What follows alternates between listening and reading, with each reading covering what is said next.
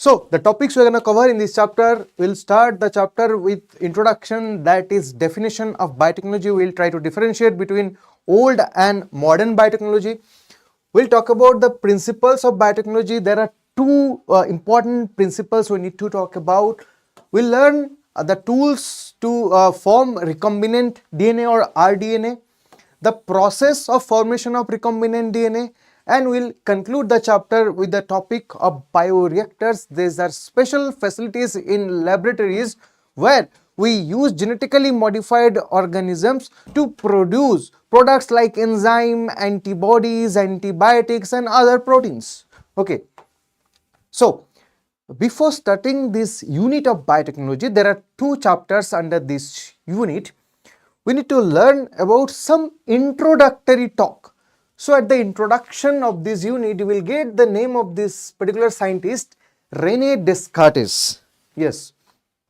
So basically, he was a scientist from 17th century and he was a French philosopher, come mathematician, come biologist. So what is the contribution of this gentleman? Basically, he tried to form a bridge between the natural science and the application based science, right? So all human knowledge, especially the natural sciences, now what do you mean by natural sciences? It's mathematics, physics, chemistry and biology, were directed to develop technologies which add to the creature comfort of human lives as also a value addition to our life. So he is talking about, here we are talking about how the study of nature helped us to redefine our culture, redefine our advancement, redefine our scientific knowledge towards the lab to land based study, towards the application based study. Okay, so here we can see the whole approach to understanding the natural phenomena become anthropocentric. Now what do you mean by this, the word anthropocentric? So basically René Descartes, he talked about application. Now the application of the knowledge whatever we have learned by studying those biology, physics, chemistry or mathematics. Okay, so for the first time when human observed a bird is flying, so they tried to learn the scientific reason or the physics behind that, and they invented aeroplane. You already know about Wright brothers. Okay, so that is the anthropocentric concept of our learning or learning outcomes. Yes, so when you're talking about physics and chemistry, they gave rise to engineering, technologies and industries which all work for human comfort and welfare. Okay, so if we talk about our comfort in our daily life, whatever gadgets or goods you are utilizing, you are watching this video in your mobile screen or laptop screen or your computer screen, you are sitting inside a air conditioned room with AC, electronic goods like fans, and you are reading under the artificial light of tube lights or bulbs. So everything is boon of science, right? Now what is the major utility of biological world? The answer is here, as a source of food. The major utility of biological world is as a source of food.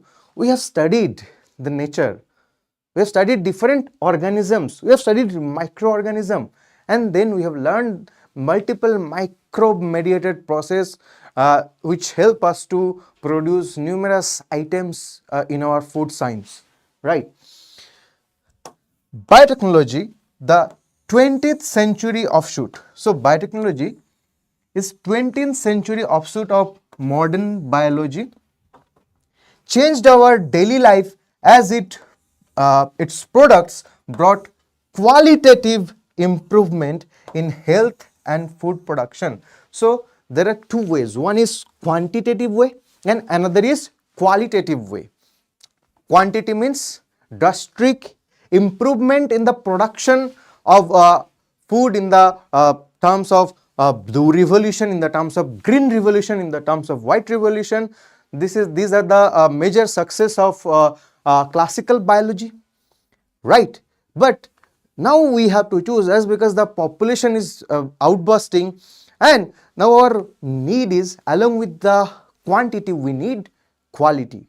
We need good proteins, good carbs, good lipids in our plate, right? So we are searching for quality over quantity. Now we need the help, or we have to grab the hand of biotechnology. Okay, so whatever we have learned from this previous slide, we'll try to figure out or try to frame some questions from that. Yes, as per the new trend, questions can be asked from anywhere and everywhere inside our NCERT. So basically it's the assertion and reason based question. So the assertion says that the whole approach to understand the natural phenomena became anthropocentric. Absolutely true fact.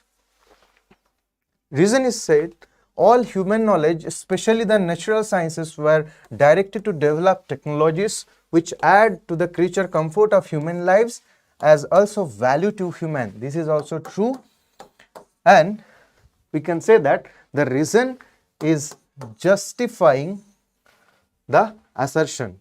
Yes. Now another statement based question. Now the statement 1 says that the major utility of biological world is as a source of food. Exactly, it's a true statement. The major utility of biological world is as a source of food, but nowadays we are also developing towards our human welfare and health science, right? Statement 2 is saying that biotechnology, the 17th century offshoot of modern biology. Is it? Biotechnology is not 17th century offshoot. Biotechnology is basically 20th century offshoot. So this is a wrong statement. So this will be false. Okay. Now next, we'll talk about these two prominent pioneer scientists of biotechnology. Though the father of biotechnology is Carl Ehrlich, his name is not mentioned in our NCERT, but obviously these two scientists, one is Herbert Boyer and another is Stanley Cohen. Okay, now why we need to study about them? We are talking about recombinant DNA technology. We'll talk about genetic engineering. So it was the first case, for the first time in this world, Herbert Boyer and Stanley Cohen, they had constructed a recombinant DNA by combining multiple genes or multiple pieces of DNA and successfully transformed a host cell, right? So that's why we need to talk about them. So basically when I'm talking about Herbert Boyer, he was an expert of restriction endonuclease. He was an expert of REN. REN means restriction endonuclease. These are molecular scissors used to cut the piece of DNAs. Okay. Now, what about Stanley Cohen? He was an expert of plasmids. Plasmids, we will talk about. They are biological, they are vectors or gene taxis or vehicles we use to transfer gene from one place to another place. So basically when they met with each other, their knowledge sharing had given rise to a new stream of biology, right? That is rDNA technology, recombinant DNA technology. So by 1969, I'm talking about Herbert Boyer. He performed studies on couple of restriction enzymes. Basically his favorite one was EcoR1.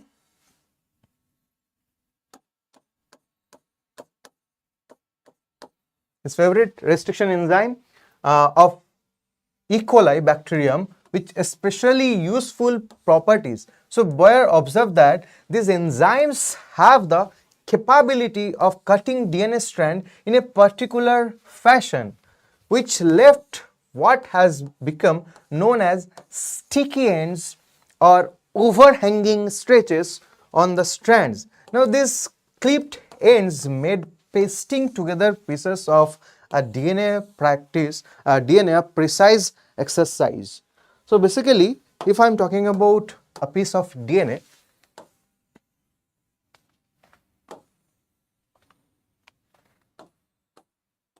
so DNAs are obviously DNA molecules. They are double-stranded structure. So, with the help of RAIN, restriction in the nucleus, we can cut these DNA molecules in specific sites, right?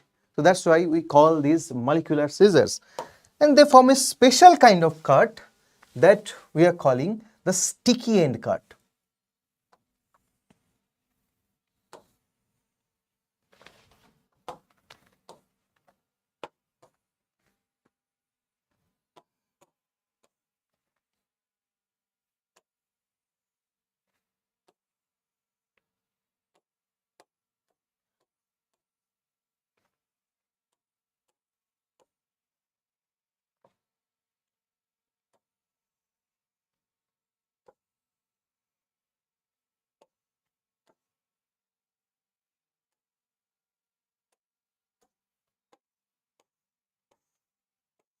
So these overhanging stretches, these overhanging stretches are called sticky end cuts. So with an example, I am trying to show it. So suppose this is a complete DNA. Now after cutting them or cleaving them with the help of restriction in the nucleus, we'll get sticky end cuts. You can observe these are the sticky ends. Now with the help of ligase, a pasting enzyme, you can attach them very easy manner. So before the study of this particular sticky end cut of restriction in the nucleus, pasting to different piece of DNA, it was a hideous task. So that's why we need to talk about Herbert Boyer, his pioneering work on cutting and pasting DNA molecules, right, or DNA strands.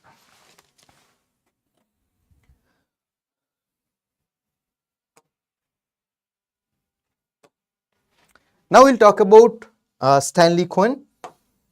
So when I'm talking about Stanley Cohen, Cohen had been studying small ringlets of DNA called plasmid, and which float about freely in the cytoplasm of certain bacterial cells and replicate independently, remember, form the coding strand of DNA. So Cohen had developed a method of removing this plasmid from the cell and then reinserting them in the other cell.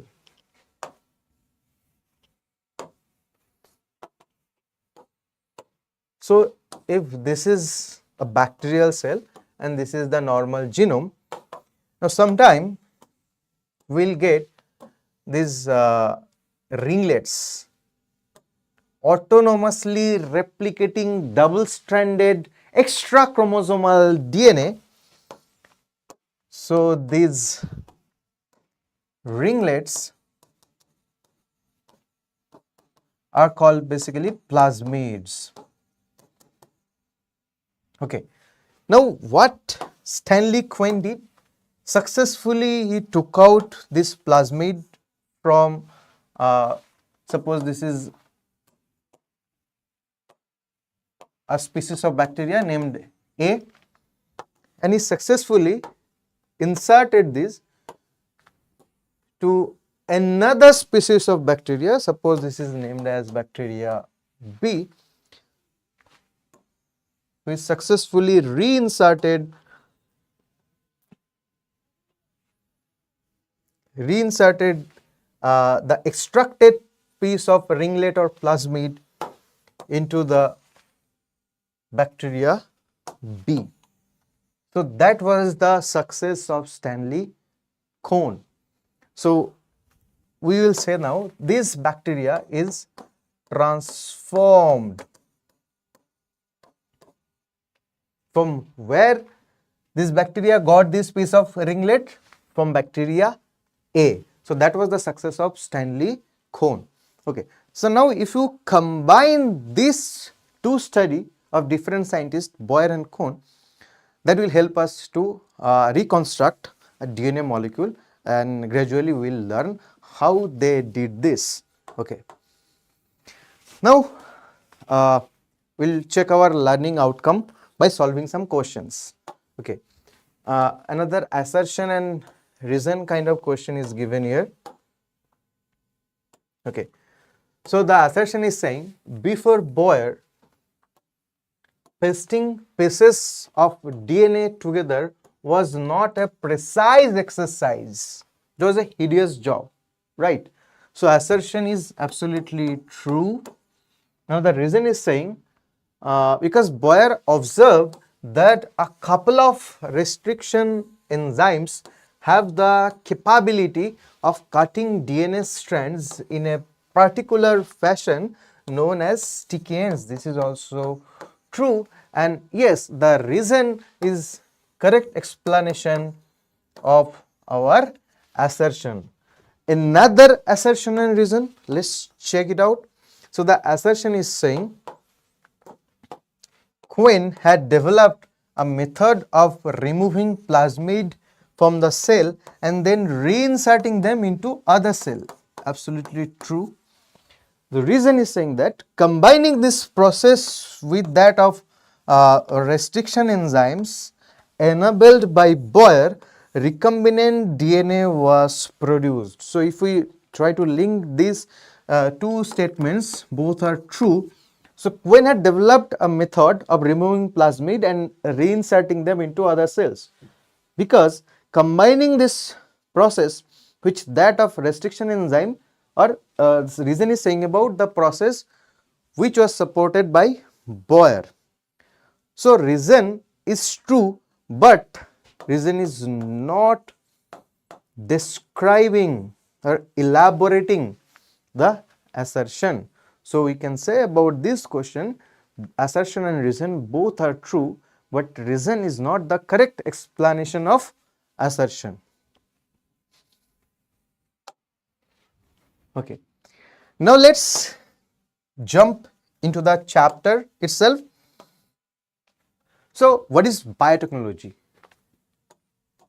Probably we are talking about old biotechnology.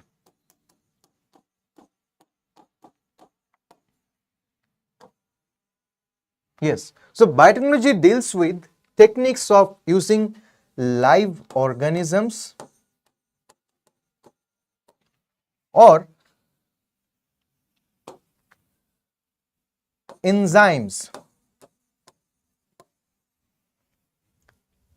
from organisms. So biotechnology is the technologies of using live organisms or enzymes from organisms, like if you can take examples of microbes, to produce products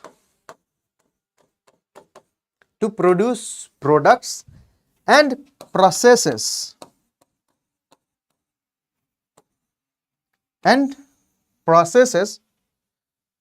which are useful to humans.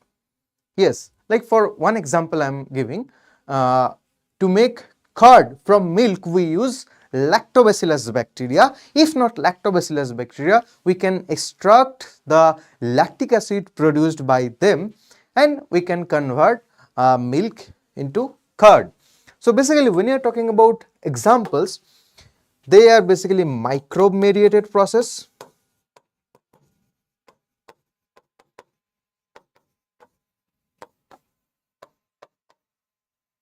microbe mediated processes, and like formation of curd, wine and bread,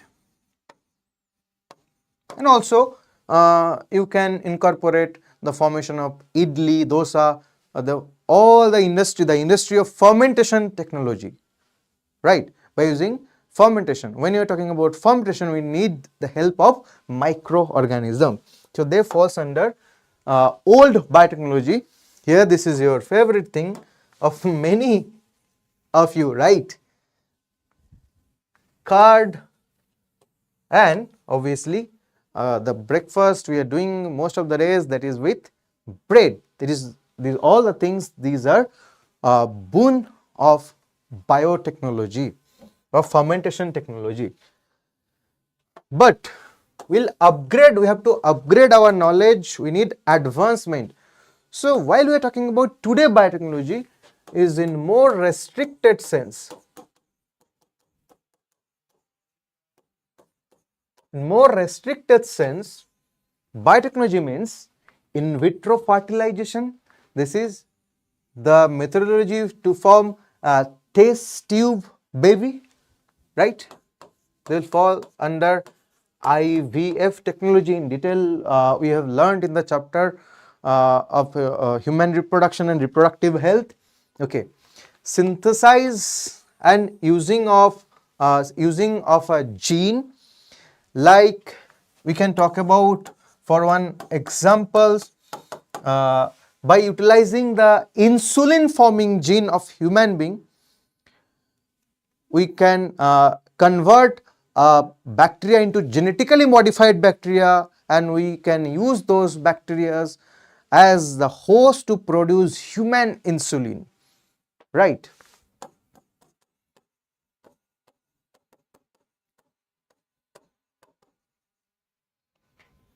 Preparation of DNA vaccine, recombinant DNA vaccine, they are the second generation vaccine. Directly inserting DNA or RNA, they are the third generation vaccine. So second gen and third generation vaccine, we need help of recombinant DNA technology or biotechnology. While we are talking about correcting a defective gene, that is called gene therapy.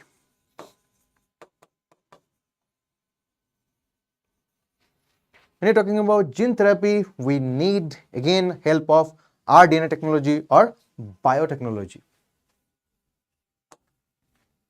So these are some products of modern day or today biotechnology. DNA vaccine, one of the vaccine which was prepared for COVID-19, right? Formation of embryo in lab with the help of biotechnology. You can talk about in vitro fertilization, you can talk about ICSI, intracytoplasmic sperm injection technique, the technique of gene therapy in embryonic stage. Few congenital disorder can be eliminated with the help of gene therapy, and formation of other genetically modified organisms like genetically modified corn, genetically modified cotton, genetically modified brinjal, genetically modified potato, all are the boon of modern biotechnology. So here again we will check our knowledge with the help of one question. So find out the odd one. So the question is asking, in a restricted sense, biotechnology means, so in a restricted sense means here they are asking about modern biotechnology. Is it use of genetically modified organism? Yes. Is it in vitro fertilization? Yes. It's a part of modern biotechnology. Is it microbe mediated process like making wine and curd? No. Making wine and curd, these basically this process comes under old biotechnology. Long back we already discovered the process to form curd, to form bread or wine, right? Now what about DNA vaccine preparation? That is also comes under modern biotechnology. So our answer will be, the odd one will be option 3. Microbe mediated process are not considered as a part of modern biotechnology but old biotechnology. Okay. Now to fill the gap between the old biotechnology or the natural science or traditional one and the modern one, We got name of one organization called European Federation of Biotechnology. European Federation of Biotechnology.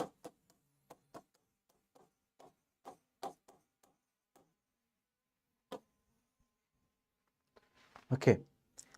So what they tried to merge traditional view with modern biotechnology. So we need to study their definition of biotechnology by EFB, the integration of natural science and organisms, cells and parts thereof, means cell organelles and molecular analogues. Now what do you mean by molecular analog of cell? Here they are talking about biomolecules for products and service. So basically that is a punch of old biotechnology and modern biotechnology. Obviously when you're talking about biotechnology, we need to start it with cytology or cell biology, right? We need to modify the genes, DNA or RNA, the chemistry of gene inside a cell, right? Okay, so the topic we are going to talk, that is principles of biotechnology. So there are two core principles, there are two core techniques or two core principles we have to follow when you're talking about biotechnology. The first, that is called genetic engineering.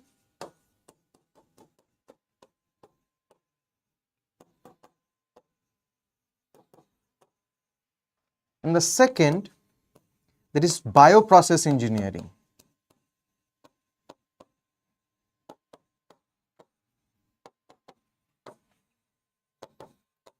Or you can call it biochemical engineering.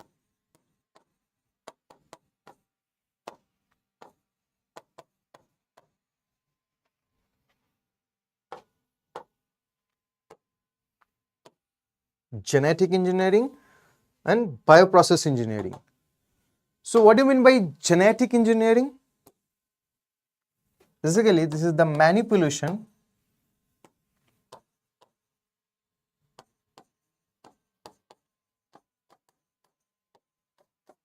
of genetic material.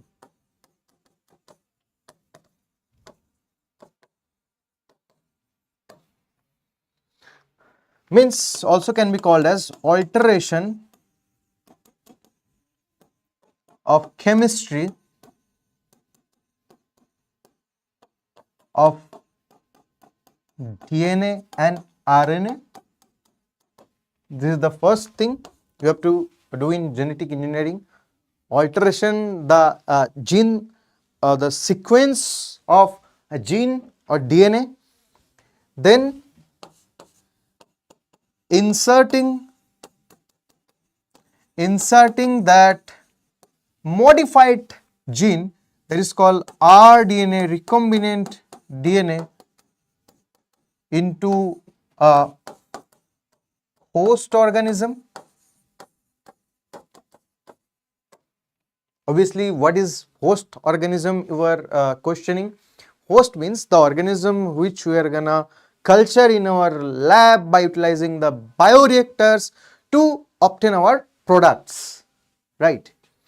And when you will incorporate the modified gene into the host organism, that will bring a change into genotype, and ultimately that will change the phenotypic expression of that host. So next thing, that will be change in phenotype expression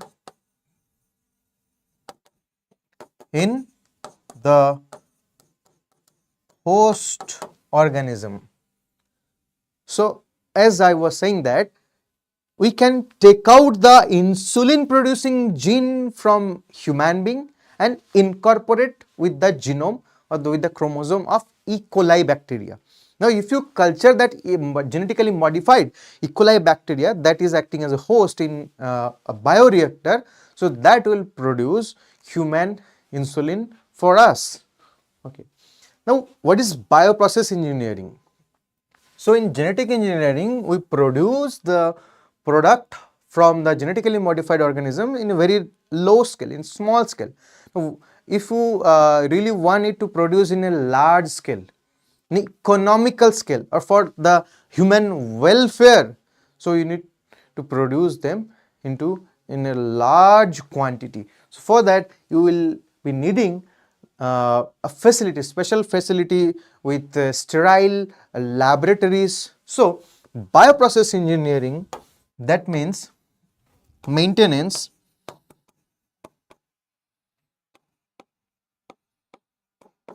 of sterile ambience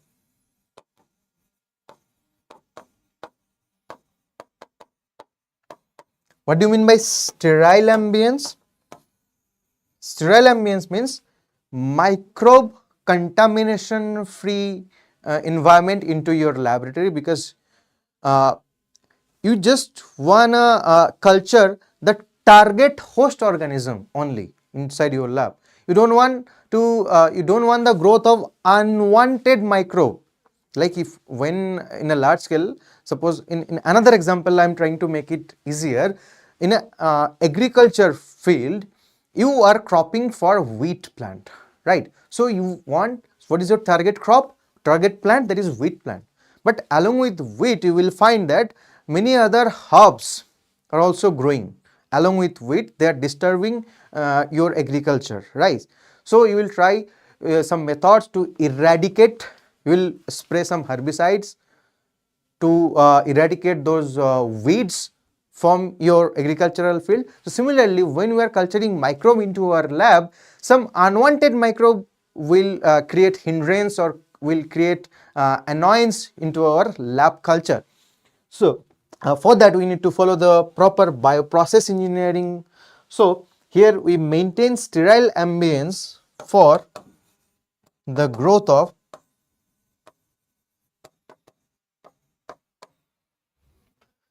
prokaryotes, means bacteria, or eukaryotic cells.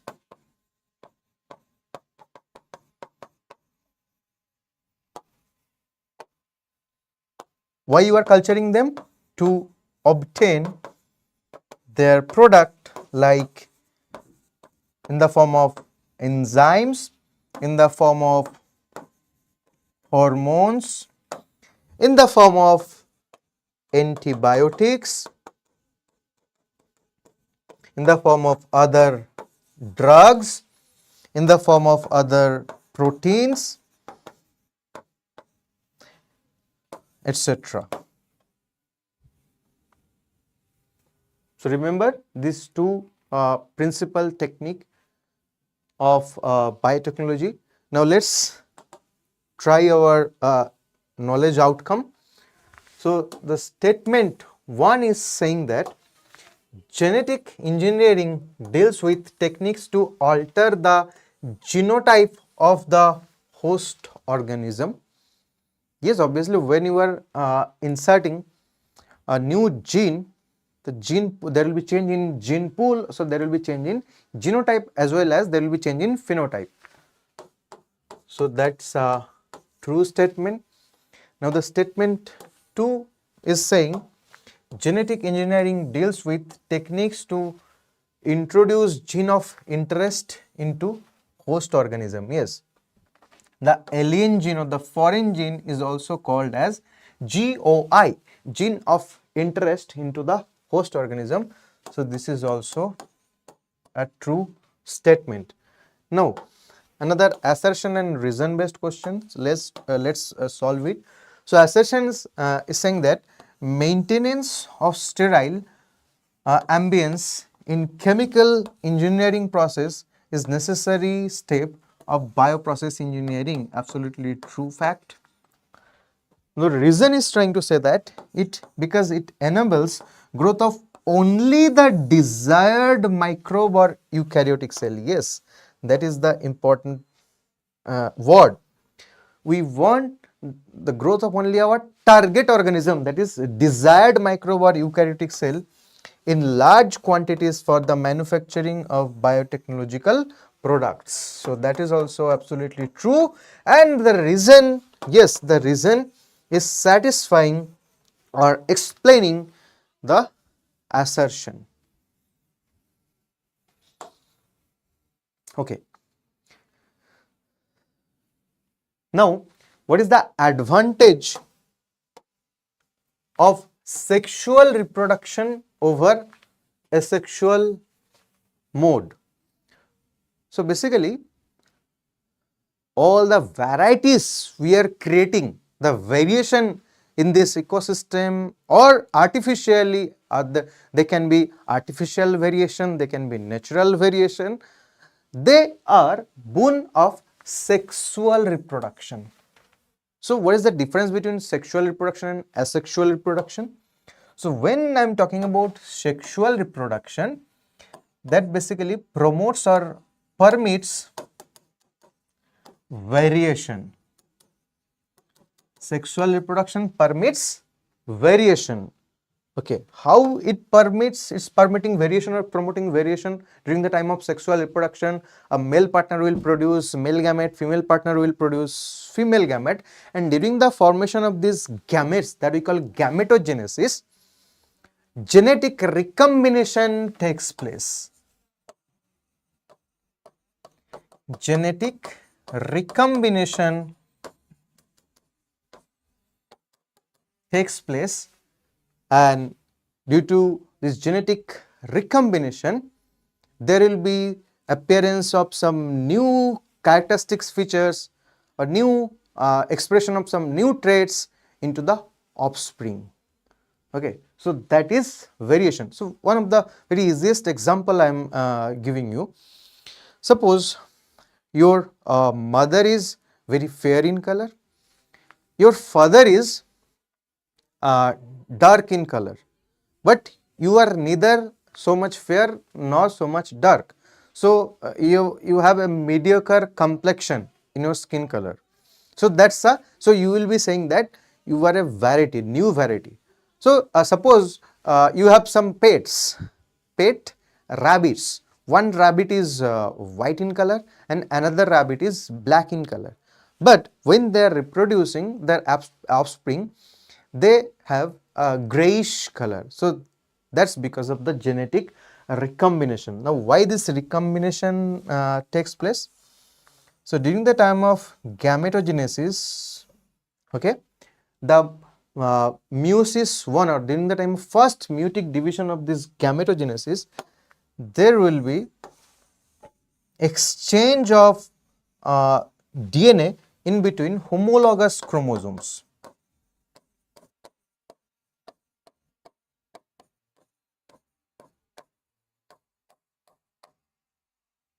Yes, you know that we are a diploid organism. We are diploid organism, but our gametes will be haploid. But during the formation of gamete, there will be exchange of part in between the chromatids of homologous chromosomes. Basically, there will be exchange of genetic material in between the non-sister chromatids. These are two homologous chromosomes. Means one chromosome is from your father, another chromosome is from your mother, and they have similar type of gene present into them, right? So that's why you are calling them homologous chromosome. So during the time of crossover, there will be crossing over in between these two homologous chromosome. So after crossing over, what you will find that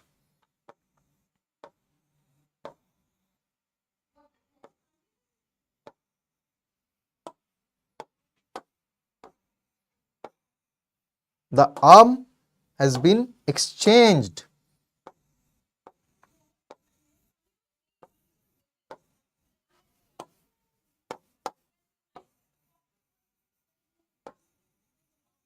So the arm exchange will be there during the time of crossing over. During the time of what? During the time of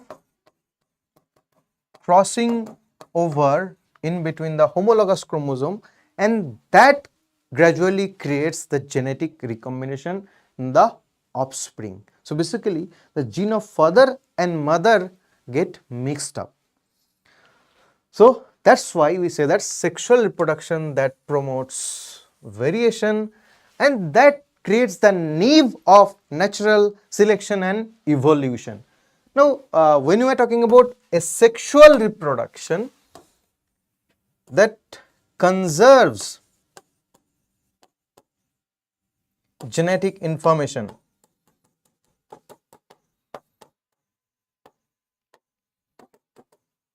means if this is the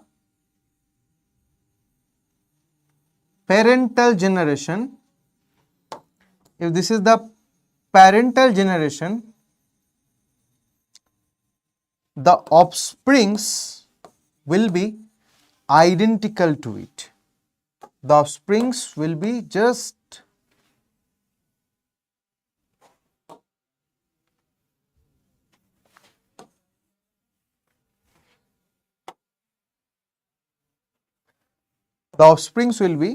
exactly identical to the parent.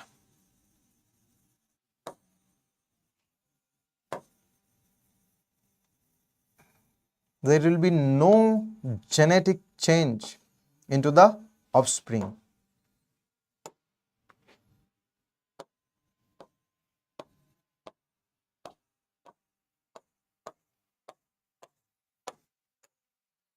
So suppose this is the parent and these are the offsprings. So these offsprings are just identical with the genetic makeup of the parent, and they're 100% identical with their parents. So that's why there is no chance of variation, or very less chance of variation. That's why we are telling that a sexual mode of reproduction conserves genetic information, while sexual reproduction permits variation, and the variation is the nave of natural selection and ultimately formation of new trait, and it will boost up the process of even evolution or formation of new species. Okay, so we'll choose sexual reproduction over asexual reproduction. Now let's solve some question. Again, assertion and reason based question is given here. Assertion is saying that sexual reproduction provides opportunities for variation and formulation of unique combination of genetic setup, and some of which may beneficial to the organism as well as the population. Yes, remember, some of the variations will be beneficial for the population or the organism, not all the variations.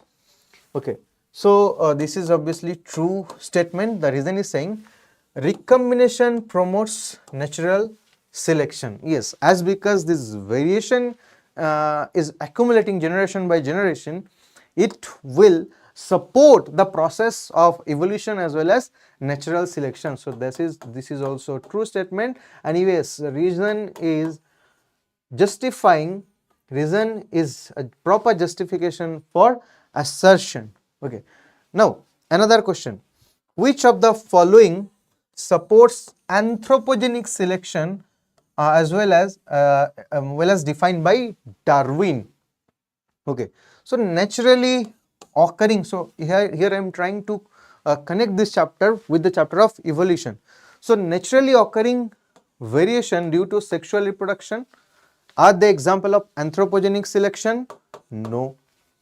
Anthropogenic selection means we have done something, and as a consequence there will be formation of variants into a population. Okay, traditional hybridization procedures used in plant and animal breeding techniques preserve the genetic information. They are talking about asexual reproduction or recombinant DNA technology. Okay, so which of the following supports the anthropogenic selection defined by Darwin? So the answer will be the traditional hybridization procedure used in plants and animal breeding, like by the process of selective breeding technique, we have produced from the wild dog to the normal dog or stray dog type, that is a hound. Okay, then we have produced German Shepherd, we have produced Bulldog, we have produced a Doberman, we have produced Rottweiler. From if you talk about plants, from the wild cabbage type, we have produced cauliflower, broccoli, kohlrabi. So all of these are examples of anthropogenic selection, and obviously the traditional hybridization procedure is also involved into that. Okay, one of the example of hybridization also I am trying to say here, like if you talk about hybridization, suppose there is a cow called Sahiwal cow. There is an indigenous cow from India, that will produce 7 to 8 liters of milk per day. But there is another variety of cow which is present in USA. Suppose that is called Jersey cow.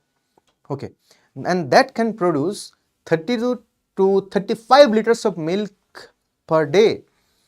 So what scientists they did a hybridization between the Jersey bull and Sahiwal cow, and the offspring, the hybrid offspring is called Jersey Sahiwal.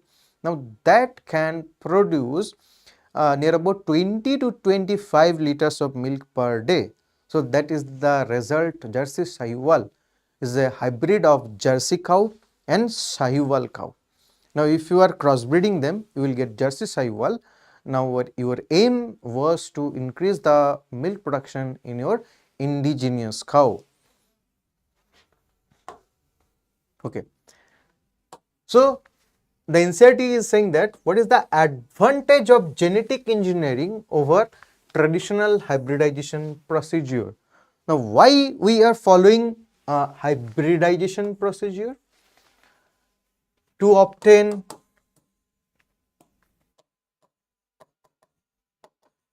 new traits by the process of hybridization, and by obtaining new trait you can increase productivity.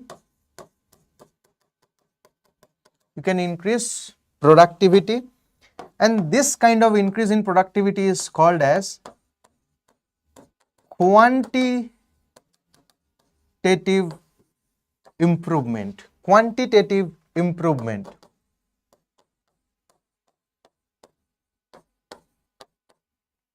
Okay.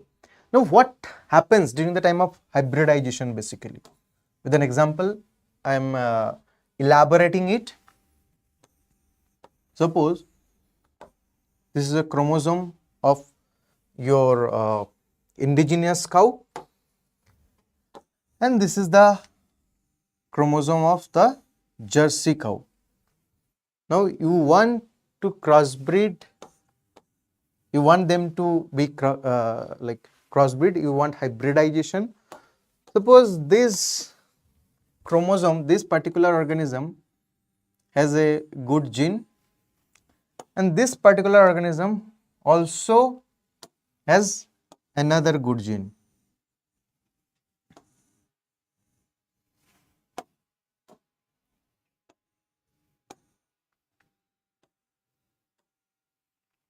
Okay. Now if I am marking green tick, they are good genes, and if I am marking red tick, they are bad genes, right? So let's see, when we are hybridized them, the offspring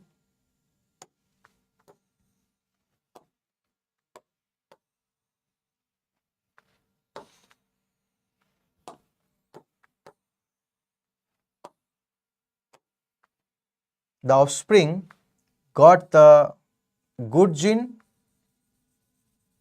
from one of their parent, as well as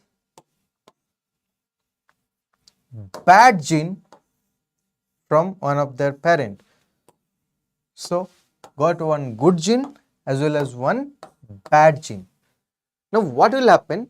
Suppose the good gene that increases the production and the bad gene that decreases the production. Now for this particular parent, the production increasing gene was present, so already the gene is inherited into the offspring. This is the gene of offspring of the hybrid one, but along with this good gene one, along with this good gene, a bad gene is also inherited. Bad gene is also inherited, so that will decrease the productivity. That will decrease the productivity, right? So that was the reason I was telling that indigenous cow that can produce suppose 7-liter milk, but Jersey cow can produce 30-liter milk. Now when you are crossbreeding them, you crossbreed between the indigenous cow and Jersey cow. And the crossbreed is Jersey Sahiwal cow. Sahiwal was the indigenous. Sahiwal was the indigenous.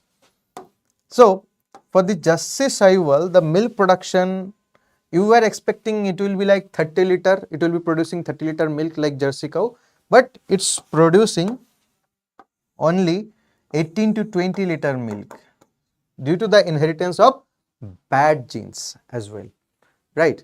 So that's why here we need to choose quality over quantity.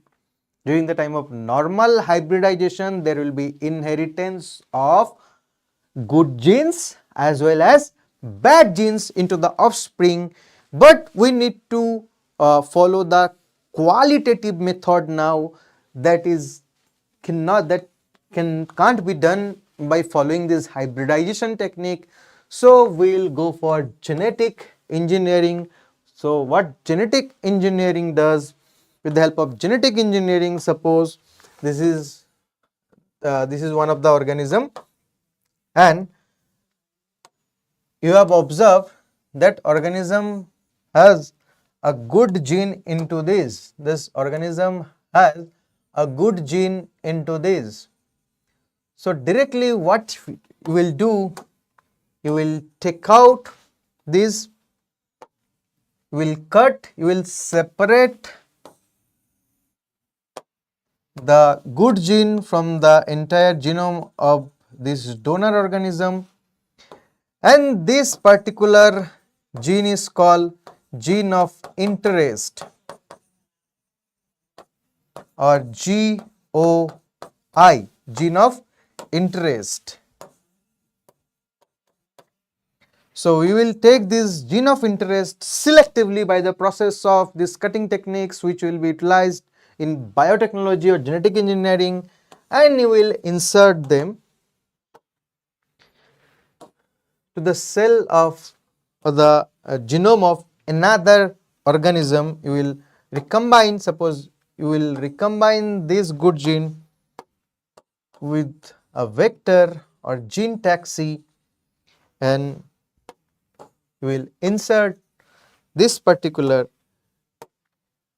into another organism. So in this process, you are transforming a cell in a very targeted or selected manner, that you are only transferring good genes from one organism to another organism, for X organism, from X organism to Y organism. So that is the victory of genetic engineering or biotechnology. It is the victory of genetic engineering or biotechnology over, there is the victory of genetic engineering or biotechnology over normal hybridization technique, right? So I think it's clear to you now. Again, I am repeating, hybridization technique is a traditional technique which is followed for the quantitative improvement of crop production or increase the productivity of plants among animals or plants. But during the time of hybridization, we have observed that good genes are also getting transferred into the offspring, as well as bad genes are also getting transferred. But you need to promote only the transfer of good gene, and here hybridization technique will not allow you for this. So you need something artificial, and obviously for that genetic engineering is advantageous for us, right? Okay. So let's move forward. Now let's check our knowledge. We'll try to match the column A with column B.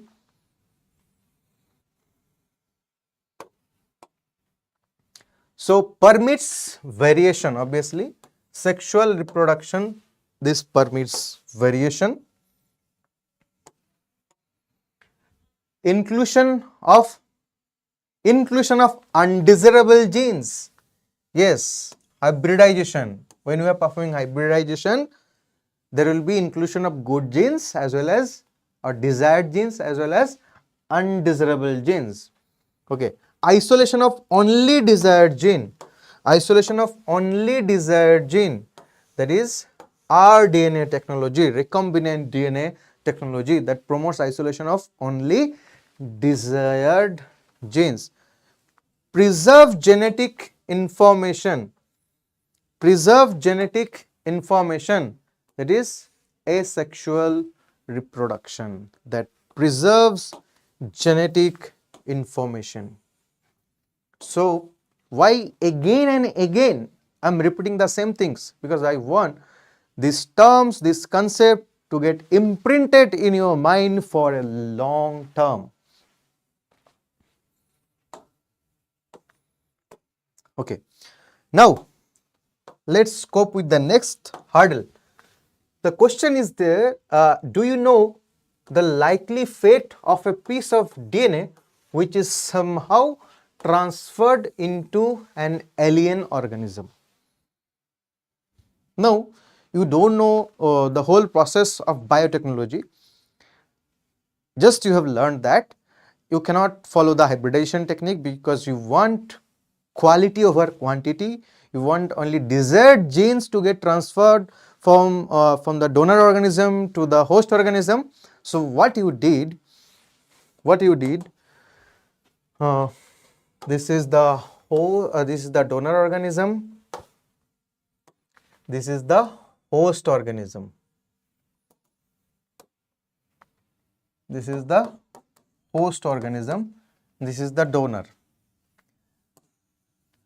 and this is the genetic setup of the donor organism, and this is the desired gene or our gene of interest.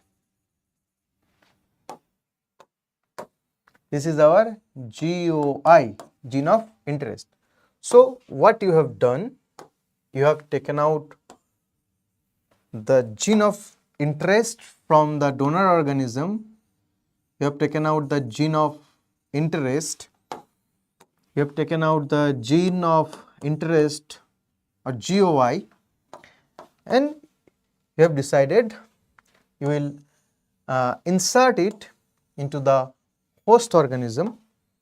You will insert these to the host organism, and as because you don't have knowledge, you thought after the insertion of this lone piece of DNA or gene of interest, that will start multiplying inside the host, and that will produce the desired product for you, and even while this host organism will replicate, will produce its progeny, it will transfer this gene of interest into the upcoming generation. But that won't gonna happen.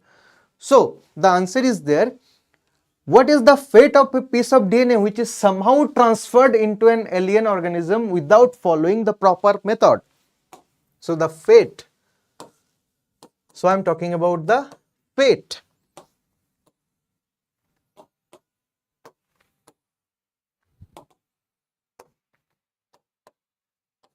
That will not survive, that will not survive or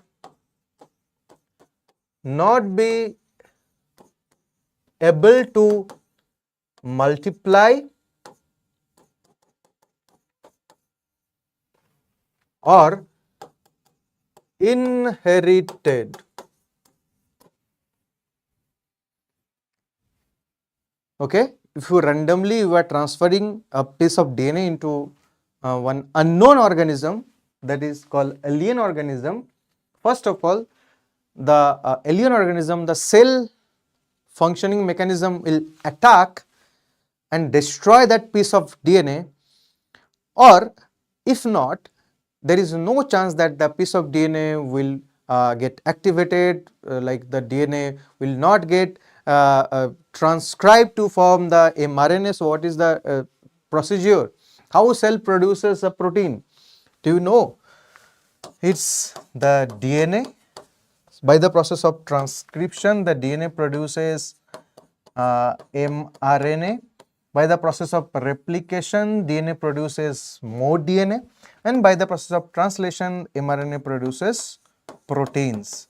So this is the normal central dogma of a cell, and this phenomena will not be observed with this gene of interest. So what are the things we need to follow here, right? What is the proper methodology to transfer the gene of interest into an alien organism or into the host organism? So there are many criteria out there. Either you have to incorporate that gene of interest within the genome or chromosome of host organism, or you need to incorporate that piece of DNA with such a piece of DNA which has the origin of replication site, right? So here you need DNA with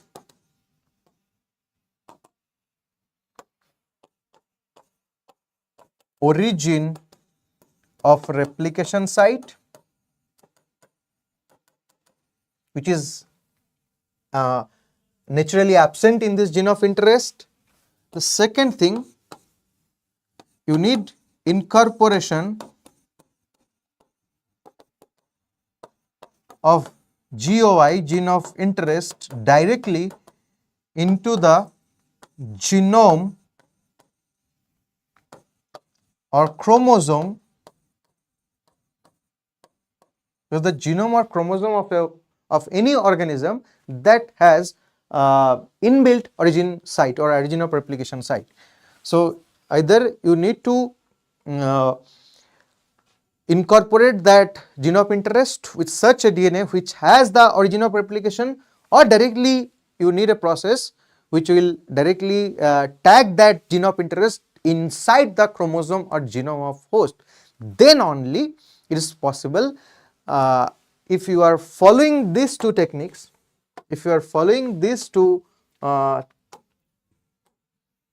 techniques, then it's possible that you can successfully, the gene of interest will replicate or multiply inside the host or that alien organism. The alien organism also can be called as host, and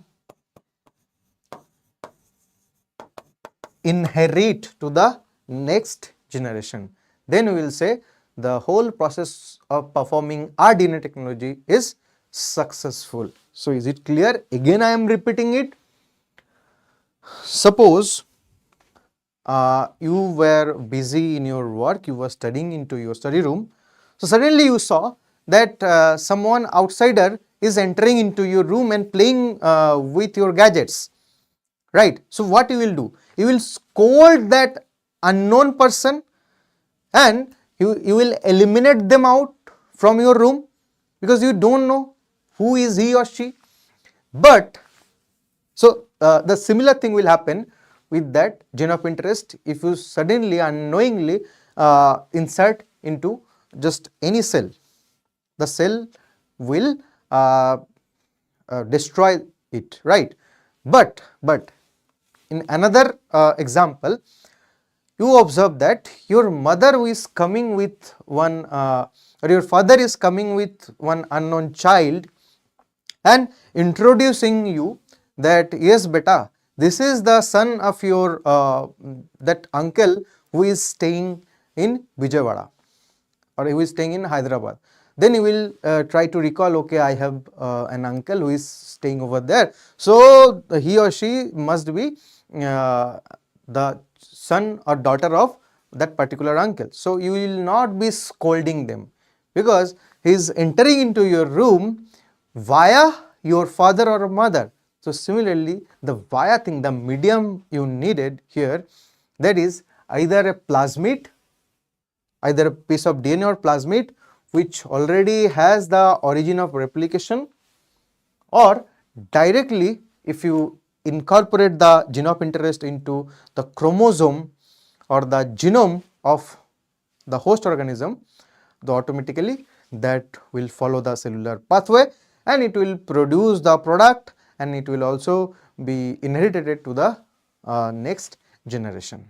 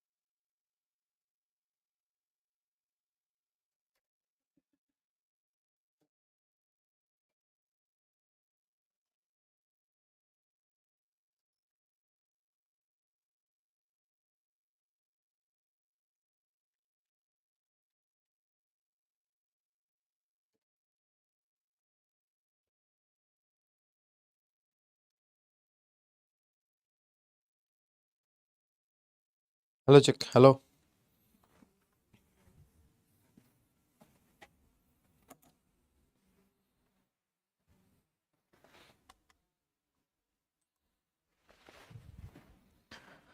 So let's solve some question for our to check our learning outcomes, right? Okay. Again, another assertion and reason based question is given here. So the question is saying the most likely the alien piece of DNA would not be able to multiply itself in the progeny cell of the organism, but when it gets integrated into the genome of the recipient, it may multiply and be inherited along with the host DNA. Exactly what we were discussing, right? So obviously this is a true fact. Now let's see what reason says. So in a chromosome or other than a chromosomal DNA, if there is a specific DNA sequence called the origin of replication, which is responsible for the initiating the replication. Wherever inside a genome, wherever the replication will initiate, you need to form a replication bubble or replication fork, right? So from where from where the cell will decide to initiate the replication or to form the replication bubble, that is the ori site or origin of replication site. So reason is also true. So let's try to link them. So alien piece of DNA would not be multiply into that alien organism, but may multiply or inherited because in the chromosome or other than a chromosomal DNA. Yes, obviously, because it doesn't have the origin of replication. So our answer will be yes, reason is correct and is the perfect explanation for assertion. Okay. Now, the most important thing, let us focus on the first instance of construction of an artificial recombinant DNA molecule. Okay. So here we'll talk about the experiment of Boyer and Cohn. So in the year of 1972, scientists named Boyer and Cohn, they performed experiment on Salmonella and E. coli. Salmonella is the source of the gene of interest and E. coli as the alien organism or the host organism where they want to transfer this recombinant DNA for successful production of their targeted product. Okay. So while we are talking about Burrs and Cohn's experiment, we need to talk about some cells. So the donor cell will be Salmonella.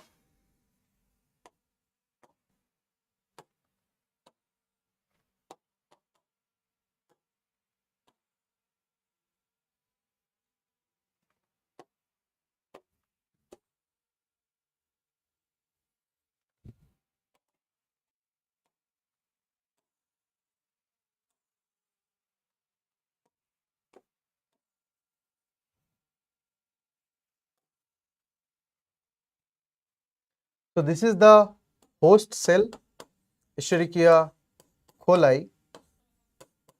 That is the host cell. So the recombinant DNA they are gonna produce, they will insert inside E. coli, which doesn't have that gene. Now, as a source of gene of interest, they have chosen the bacteria called Salmonella typhi, typhoid causing bacteria that has a plasmid which is carrying a tetracycline resistant gene. that is the gene of interest, right? And uh, they used some vehicles to transfer the gene of interest inside the E. coli, and the vehicle was a plasmid called PSC101, which they obtained from another strain of Salmonella that is called Salmonella Panama. So, which is source of gene of interest? This is our gene of interest present in Salmonella typhi. So, that Salmonella, when you're talking about Salmonella typhi, it has a plasmid called R plasmid, and this R plasmid has our gene OI, gene of interest, that is TET R gene. Our gene of interest is what? Our gene of interest is tetracycline resistance gene, which is TET R. Like if you apply tetracycline, that's a very important antibiotic that can kill the growth of Salmonella bacteria, right? The typhoid causing bacteria. But few Salmonella typhi, as because they have a special kind of plasmid called R plasmid, and that plasmid has this special gene called TETR, that is tetracycline resistant gene, that will produce a protein that will neutralize the effect of that antibiotic called tetracycline. So you cannot kill this Salmonella typhi with tetracycline antibiotic, right? So this was the gene of interest, TET-R. Now you need to produce a recombinant DNA by using our gene of interest, that is tetracycline resistant gene. Now as a vehicle, they had chosen Salmonella Panama, another strain of Salmonella bacteria. They have taken their plasmid. So plasmids are basically, these are gene taxi or the vector.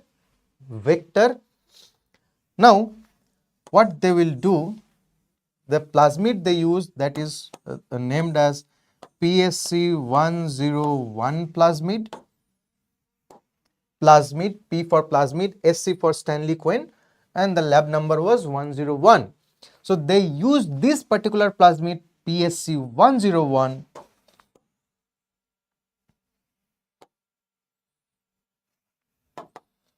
to incorporate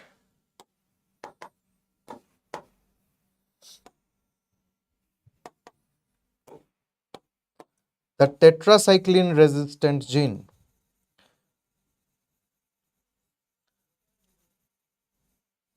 Now if you talk about this PSC101, that has another antibiotic resistance gene, that is kanamycin resistant gene or ampicillin resistant gene.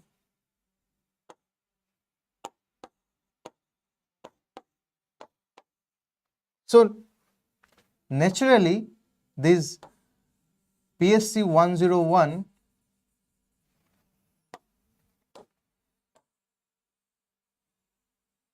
the plasmid that has ampicillin resistant gene, now they have incorporated tetracycline resistance gene as well. Now successfully they had constructed an rDNA, recombinant DNA. So now this recombinant PSC101 that will act as successful vehicle, now they will treat E. coli with calcium chloride solution, cold calcium chloride solution, and they will give heat shock so that the membrane will become permeable, the membrane proteins will become permeable, that can give entry to the recombinant DNA, and successfully they will transfer this recombinant DNA, the piece of DNA, inside the Escherichia coli bacteria.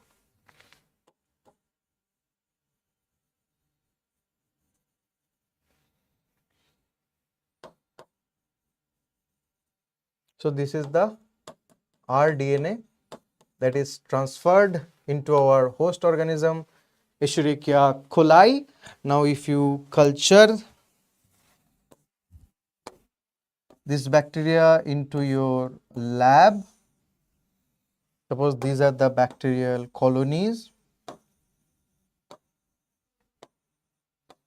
and if you want to check that either this E. coli, the colony of E. coli, they are transformed or not, you have to check by giving the antibiotics, that is tetracycline or ampicillin, and if they survive, then you can confer that these are transformed. So that was the experiment performed by Hubbard Boyer and Stanley Cohen, or Boyer and Cohen experiment, right? So again I'm summarizing it in a quick manner. So what was the target? The target was to incorporate tetracycline resistant gene inside the E. coli bacteria, right? So where they will get this tetracycline resistant gene? They will get this tetracycline resistant gene from R plasmid, and from where they can procure R plasmid? From Salmonella typhi bacteria. Now they will take out this R plasmid. This is R plasmid from Salmonella typhi. They will cut this piece of DNA with the help of restriction endonuclease. With the help of restriction endonuclease, they will cut and they will take out gene of interest, that is tetracycline tetracycline resistant gene. And what they will do, they will insert this tetracycline resistant gene with inside another plasmid called PSC101. Now this PSC101 plasmid, they procured this plasmid from another strain of Salmonella, that is Salmonella Panama, and that has this PSC101 plasmid. They took out the plasmid from Salmonella Panama. They cut the plasmid with the help of restriction endonuclease again, and with the help of ligase they will paste this tetracycline resistant gene within the PSC101 plasmid. Now that has become a recombined one, that means our recombinant DNA, recombinant plasmid. Now you can easily use this plasmid to transfer the genes inside the E. coli. Now when the E. coli will successfully accept or permit this recombinant DNA to enter inside the cell, when you will make the E. coli competent. Now how to make this bacteria competent? By treating the cells of E. coli with cold calcium chloride, and by treating that cell with 40-degree temperature, and then placing them into ice. It is called heat shock treatment. So why you are treating them with all these things? So that the cell wall and cell membrane of E. coli bacteria will be compelled to intake the recombinant DNA inside the cytoplasm. Now while you have successfully inserted the recombinant DNA inside the E. coli, then we can say that this cells or this cell is now transformed or transformant, right? Now you have to check either these are transformed or not. So you will apply antibiotics like tetracycline and ampicillin inside the culture media, inside the petri dish. So If they manage to survive, then you can conclude that these cells are successfully transformed. Okay. Now let's solve some question. After every topic we are solving question. So basically this is the method of teaching. I am trying to like elaborate while you are studying each paragraph or each topic from NCERT, how to curate, how to frame questions from them. Okay. So another statement based question is given here. Statement 1 is saying the construction of the first recombinant DNA emerged from the possibility of linking a gene enclosing antibiotic resistance with a native plasmid from Salmonella. Yes, this is absolutely true fact. Now, statement 2 is saying that from E. coli, after isolating the antibiotic resistant gene by cutting out a piece of DNA from a plasmid which was responsible for conferring antibiotic resistance. Again, read it out. From E. coli, after isolating the antibiotic resistant gene by cutting out a piece of DNA from a plasmid which was responsible for conferring antibiotic resistance. Yes, obviously we had isolated plasmid with antibiotic resistant gene, but that was not found inside E. coli. So statement 1 is true, but statement 2 is false here. Okay. So whatever we have learned, we can conclude our learning with some three basic steps to construct genetically modified organism. So you can hence infer that there are three basic steps in genetically modified organism. The first step, that is identification of DNA with desirable genes. First you have to identify in which organism from which organism you can procure the gene of interest. The second thing, introduction of the identified DNA into the host by making it competent. And the third, and very important, your job is not done yet. The third step is maintenance of introduced DNA into the host and transfer of the DNA to its progeny. Successful multiplication, that is successful replication and inheritance. That is very much important because if you are going for economic production or aiming towards the human welfare in the large scale, for large scale production of the products from these genetically modified cells or microbes, you need to culture them inside your laboratory, inside the bioreactors. So you need the presence of the target gene or gene of interest into your cell, into your GMO, genetically modified organism. Then if it's not present, then how you can produce? With another example, I am trying to simplify it. So we had started the lecture with the example of formation or creating artificial or genetically modified Spider-Man.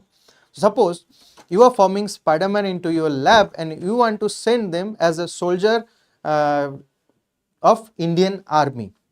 So you got a demand from Indian Army, you need 10,000 Spider-Man. So for that you have built a facility to form genetically modified, to produce genetically modified Spider-Man, though it's listening kind of awkward, but for instance of examples, I'm just elaborating it. So for the genetic engineering method, you have prepared one Spider-Man by inserting the cobweb of spider web producing gene into a human being. But whenever the produced Spider-Man will reproduce and produce his or her own progeny, then their child, the son and the daughters, should have that spider web producing gene inside them. Then only you can produce more and more number of Spider-Man, and then you will send them to Indian Army. Okay. Now let's solve a question here, assertion and reason based question. Assertion is saying that in recombination DNA technology, human genes are often transferred into bacteria or prokaryotes or yeast or eukaryotes. Yes, that is possible. Human genes can be transferred, right, in prokaryotes as well as eukaryotes. Reason: both bacteria and yeast multiply very fast to form huge population to express the desired gene. That is also true. So our answer will be both the assertion and reason are true, and reason is the correct explanation of assertion. Okay. Now let's jump to the next topic, that is the tools of recombinant DNA technology. So basically, what are the subtopics we're going to study? We'll talk about restriction enzymes, ligase enzymes. So when I'm talking about restriction enzyme, they come under the group of nuclease enzyme. So if we talk about nuclease, if you want to try to link with the biomolecule chapter, the enzyme section, there are 6 classes of enzymes are there. Oth-lil, oxidoreductase, transferase, hydrolase, lyase, isomerase, ligase. This is the first class, second class, third class, fourth class, fifth class, sixth class. So question can be asked, restriction enzymes belong to which class of enzyme? So they belong to the hydrolase or the third class of enzyme. They perform hydrolysis of sugar and phosphate backbone, right? So they are hydrolase. If someone asks you what about ligase, they belong to the 6th class of enzymes. They're responsible for pasting to different strand of DNA or pasting of complementary DNA strands.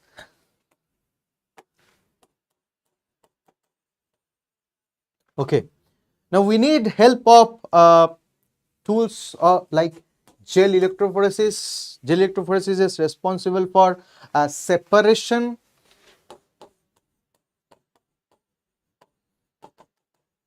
of DNA fragments based upon their size.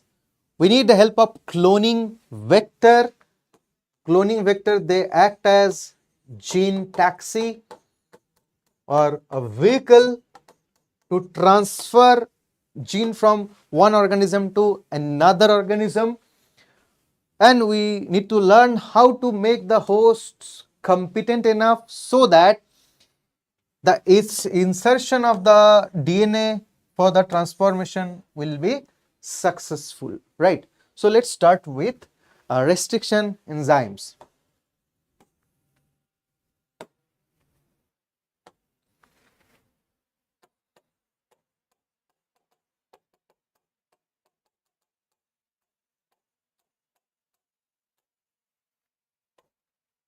Okay, so first we'll talk about the discovery of restriction enzymes.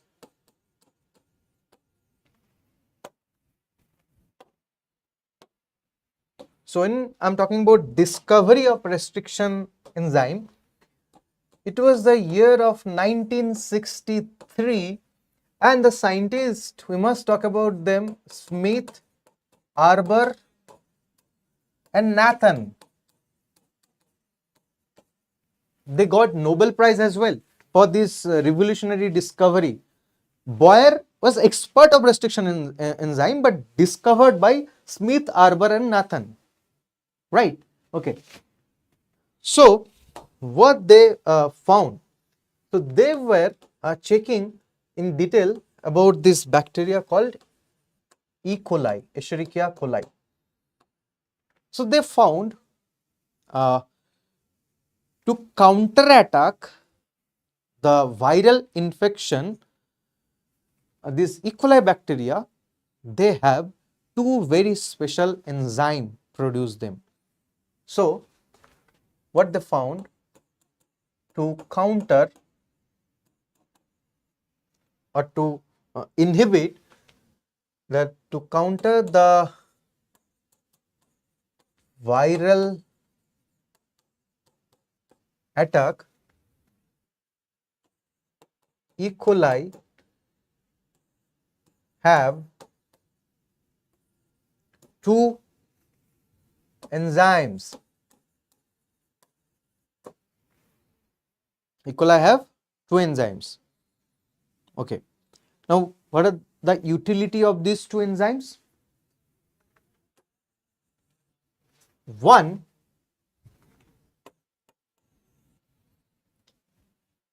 enzyme that is responsible for the methylation of bacterial DNA to prevent the viral integration. So, one enzyme responsible for methylation of own DNA, means bacterial DNA, and the name of the enzyme was methyl transferase.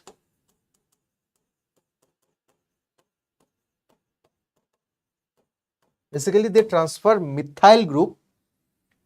They transfer methyl group within the nitrogenous base cysteine. And if the nitrogenous base is methylated on DNA, so the virus or the viral DNA will be unable to integrate it within the cellular genome. So that is the strategy taken care of by methyl transferase. Okay. Now, what is the second enzyme? So basically, that cleave or cut viral DNA into pieces. Right? One is if this is the bacteria, and if this is the bacterial genome, suppose this is the bacterial genome, the methylation is taking place so that the virus which is attacking the bacteria, basically the bacteriophage virus, they insert their genome into bacteria. So this methylation is inhibiting the integration of viral DNA, vDNA, with hDNA, means host DNA in shortcut. vDNA, viral DNA, hDNA means host DNA for our example. Okay. So that is the function of methyl transferase. What is the function of the second enzyme which can cleave or cut viral DNA? We call it restriction endonuclease.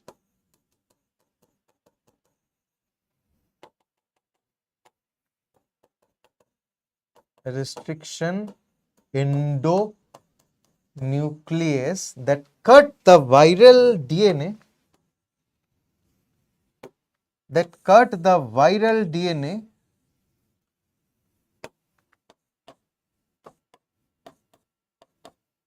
by recognizing their specific site into different pieces. So when the viral DNA is cut into different pieces, they can't integrate themselves with host DNA. And if there is no integration, there will be no transcription and there is no translation. If there is no translation, there will be no formation of the parts of virus. So this is how the immunity of prokaryote works, right? Okay. Now, So this was all about the discovery of restriction enzymes. Okay. Now we'll talk about the type. No. First we'll talk the restriction enzymes and their classification. Yes.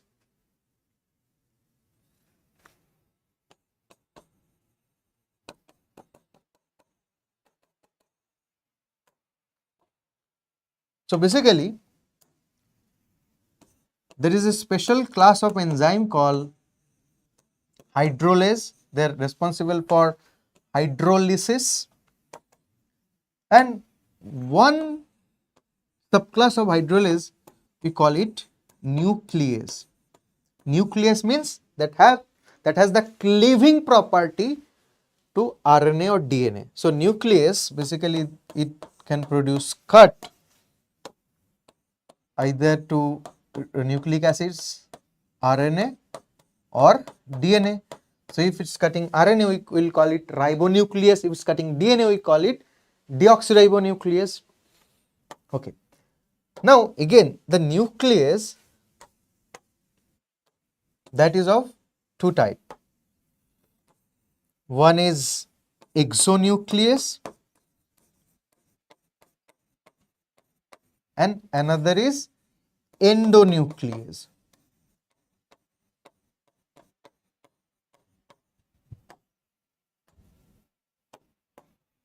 Exonuclease and endonuclease. Now, what is the difference between exonuclease and endonuclease? Again, this is the molecular scissor, suppose, and this is the piece of DNA. If the molecular scissor is cutting DNA from the edge, if cutting DNA from the edge of a DNA molecule, DNA strand, that is called exonuclease, and if the molecular scissor is cutting DNA from inside, and that is called endonuclease. I think it's clear now. So exonuclease, they cut DNA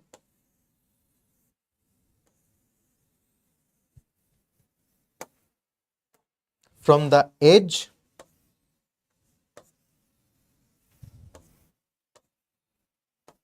but endonuclease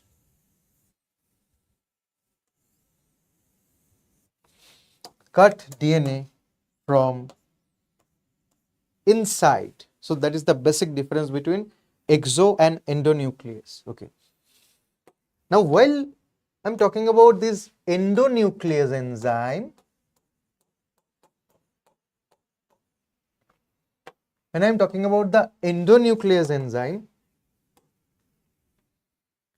they randomly inspect the length of DNA.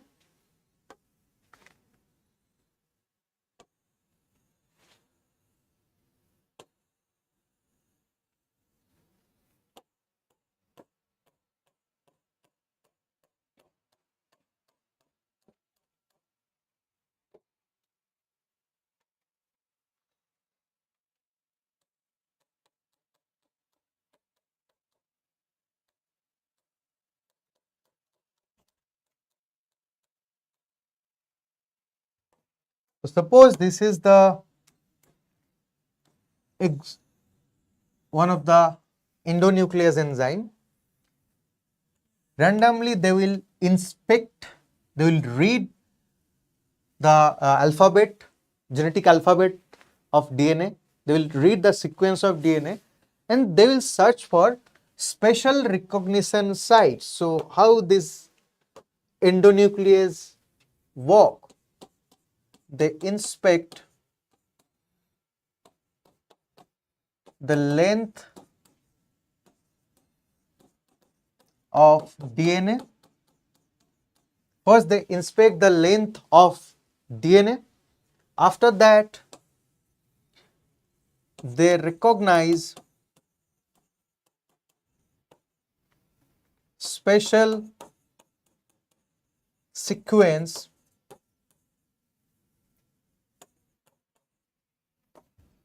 We call this special sequence as recognition sequence.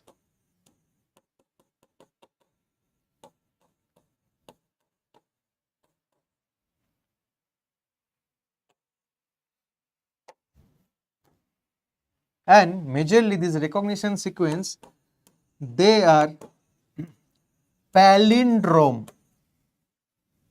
They are palindromic sequence. So what do you mean by palindromic sequence? Some of the example of palindrome I am writing here. Suppose if I write the word Malayalam.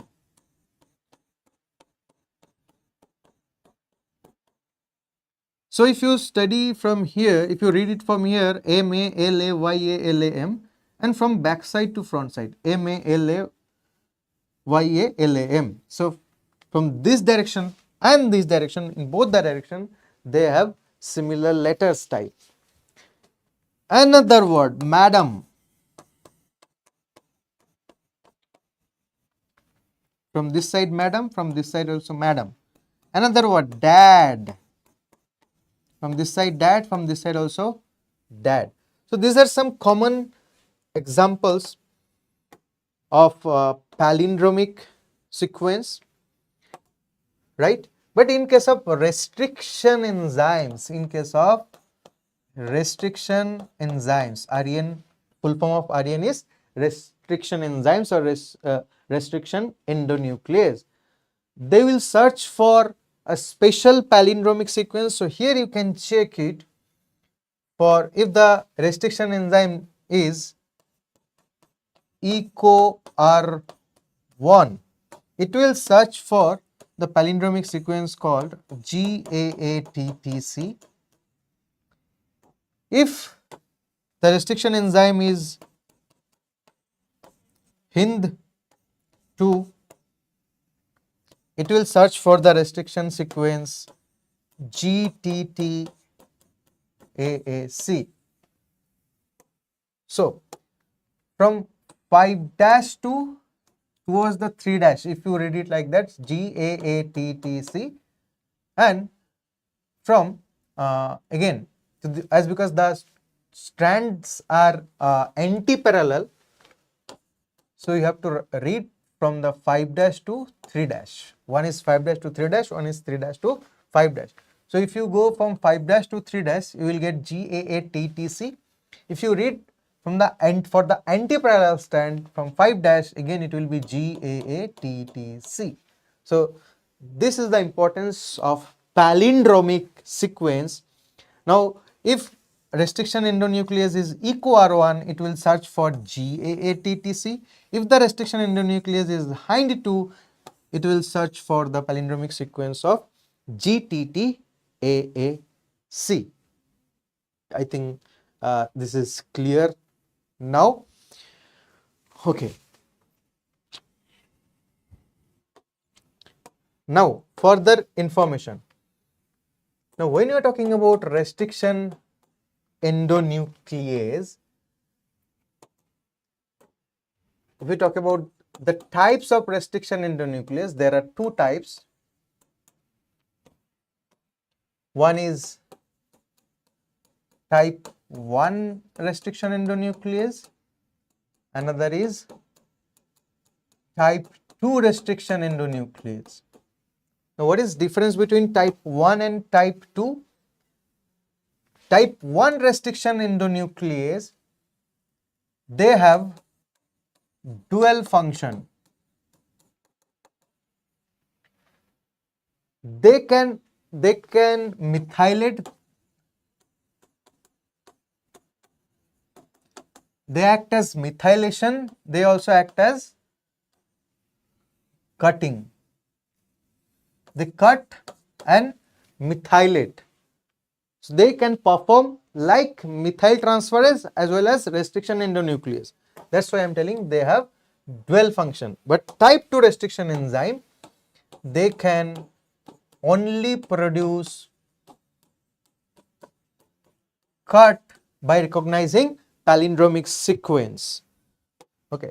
And also in higher class you will learn that there will be difference between the cut produced by type 1 restriction endonuclease and the cut produced by type 2 restriction endonuclease. Okay, basically type 1 restriction endonuclease, they will cut far from the recognition sequence, but type 2 restriction endonuclease, they will cut either within the restriction site or near to the restriction site. Okay, so our restriction endonuclease, the type we are talking about, that is type 1, type 2. Type 2, this is used in genetic engineering.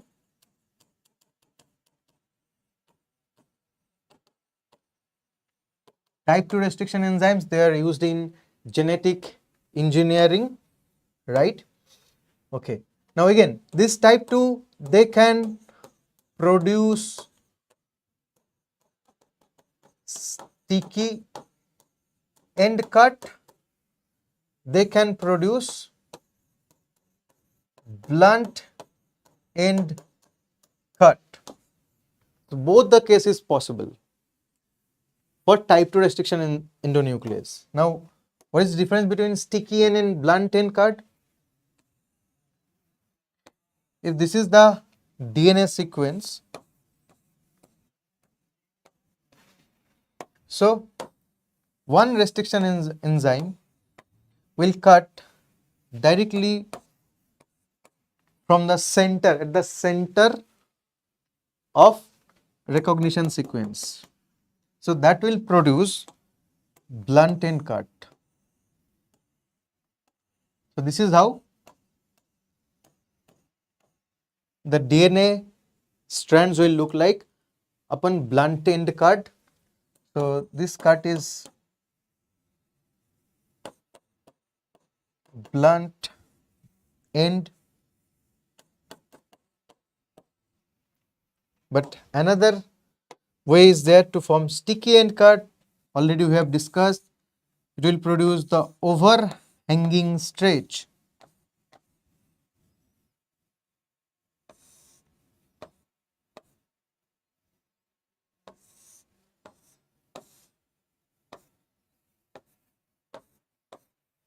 So the overhanging stretch, when it's produced, we call it sticky end cut.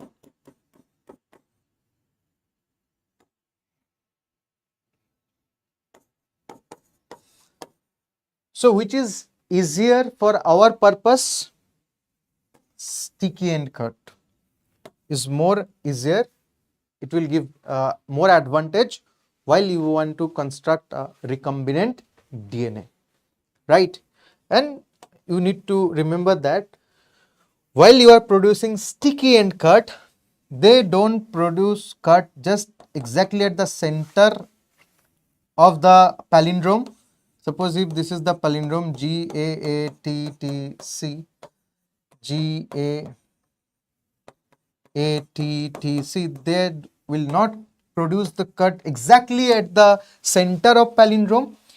They will produce cut near to the center, like they will produce cut in between G and A. If I am talking about eco R1,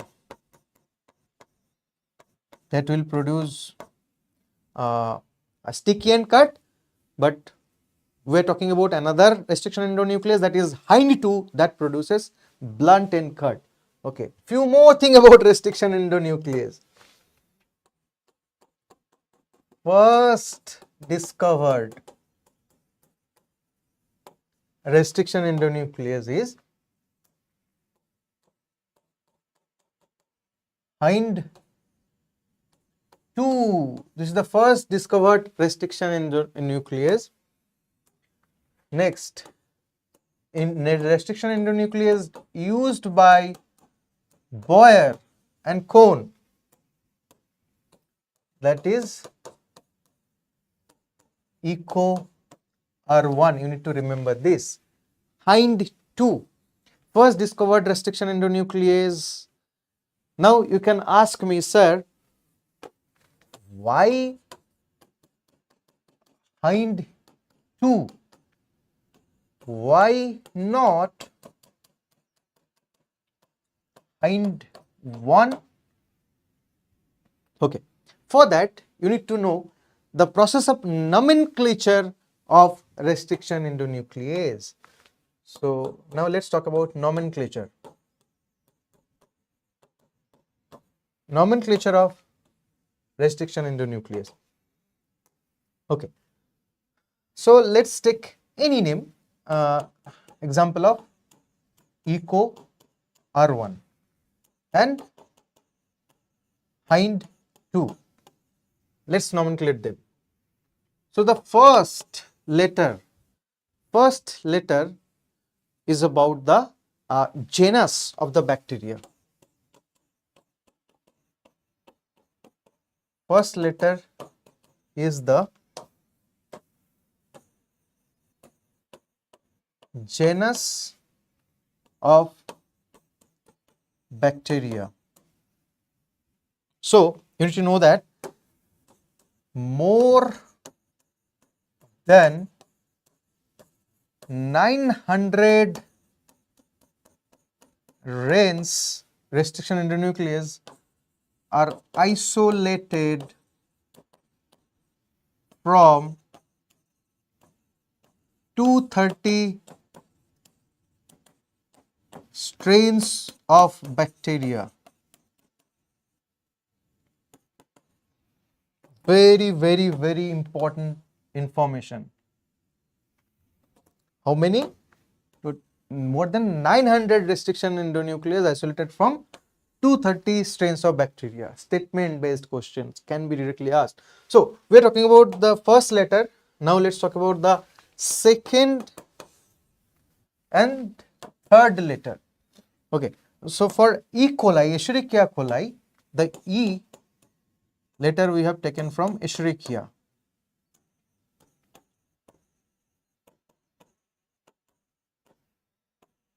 Is the generic name.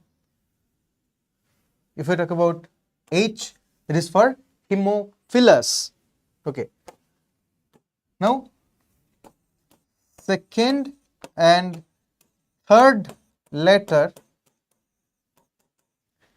is species name.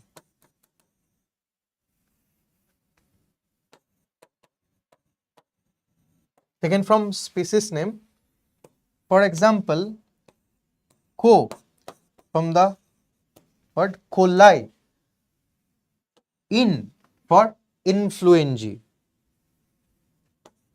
So the first two letter of species name is taken for the second and third letter.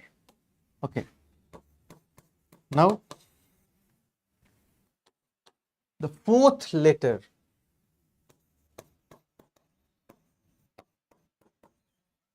You need to remember this fourth letter is optional in the process of nomenclature. It's not mandatory to keep the fourth letter.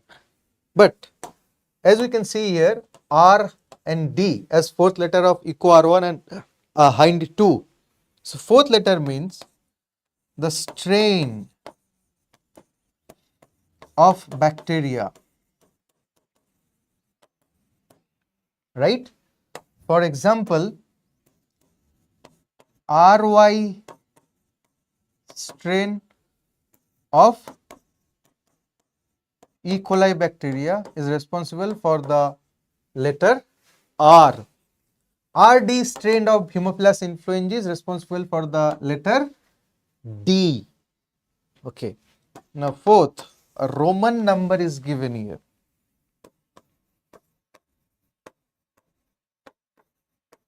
What is the importance of this Roman number? The importance of this Roman number eco R1 and hind 2 is the order of isolation. Order of isolation. It's not the order of discovery. Remember this. Like after how many trials or from which lab it was extracted. So here eco R1 is the order of isolation, hind 2 again the second order of isolation. So that's why hind 1 Why not hind 1 is the first discovered restriction endonuclease? Before hind 2, hind 1 was isolated. Before hind 2, hind 1 was isolated. But the function of proper restriction endonuclease was identified inside hind 2 enzyme. So that's why we say that this is not the first isolated restriction enzyme, but first discovered enzyme as which has the function of restriction endonuclease. Remember it. Okay. So we are completed with this topic.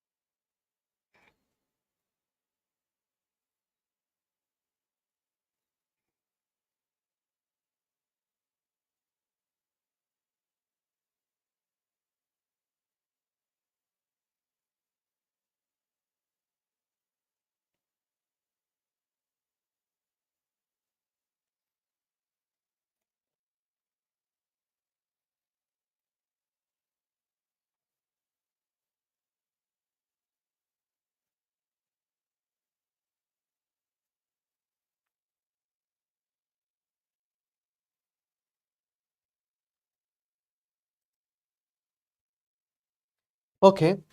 So the third point where I said that though the restriction enzyme, if we talk about EcoR1, if we elaborate the nomenclature method, we'll get Escherichia, then coli, then the strain is RY13 strain, and the one is the order of isolation.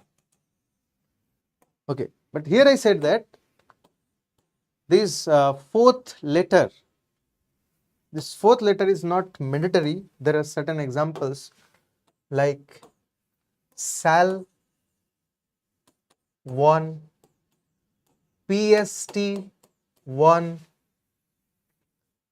PVU 1. So these are some examples of restriction endonuclease where you won't be finding the fourth letter. So that's why I was telling that it's not mandatory to have the fourth letter in the name of restriction endonuclease. And one more thing you need to remember, if you want to construct rDNA, so there is, if this is one of the DNA piece and this is another DNA piece. So here you have got the gene of interest. So you want to cut it and transfer the gene of interest inside this particular DNA. There are two DNA molecules, DNA 1 and DNA 2, and you want to construct rDNA, right?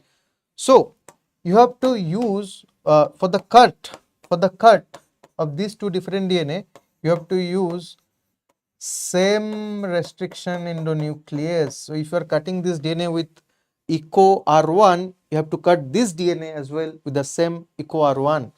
If you are cutting this DNA with BAM-H1 restriction enzyme, you have to cut this DNA with the same BAM-H1 restriction enzyme. If the sticky end is not produced proper manner, then how you just try to think that how you can produce a proper recombinant DNA, right? So that is the reason. That is the reason you need to cut two different pieces of DNA, and if you want to recombine them in future, the cut should be in a proper manner with the help of same restriction enzyme. Do not forget it.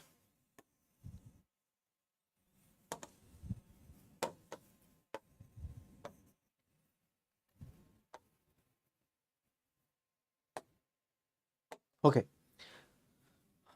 Now, what after restriction in the enzyme? We'll talk about the enzyme ligase, responsible for ligation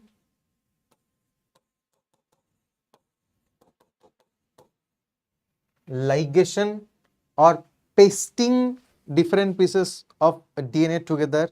So basically the pasting enzyme is called ligase enzyme. Pasting enzyme is called ligase enzyme. So you have taken one piece of DNA,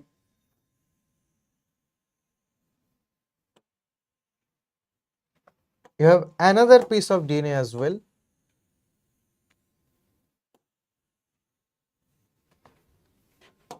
Now within this DNA, you have your gene of interest. This is the span of your gene of interest. So what you have to do? You have to produce cut here as well as you have to produce cut here. So here a sticky end cut will be produced.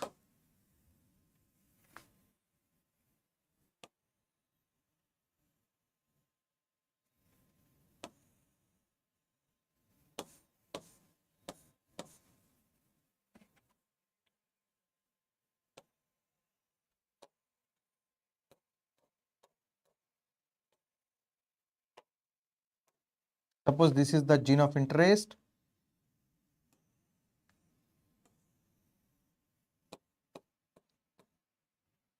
So in the similar way, here also sticky end cuts will be produced.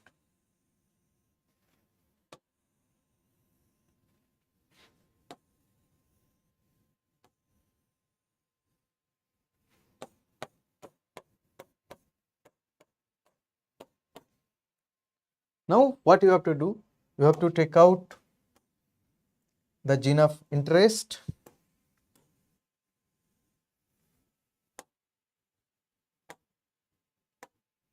You have to take out this gene of interest from here.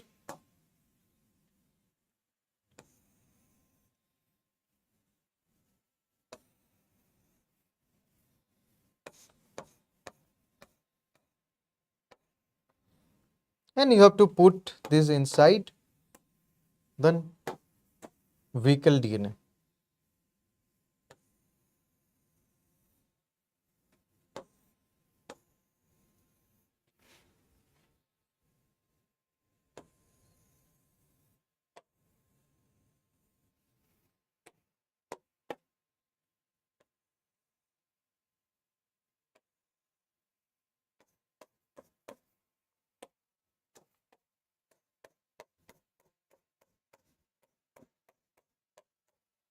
So that's how it works. Okay, so that is the importance of sticky end cut, and for pasting purpose the enzyme that is used. So this is a cut piece of the gene of interest and this is the cutting end of the piece of DNA where you want to insert this. And how to insert this? You need a paste, biological paste, and for the paste your enzyme ligase will work here. Now after the action of ligase, you can say successfully you have converted a simple DNA into recombinant DNA, right? Okay. Now we learn the process of gel electrophoresis. The process of separation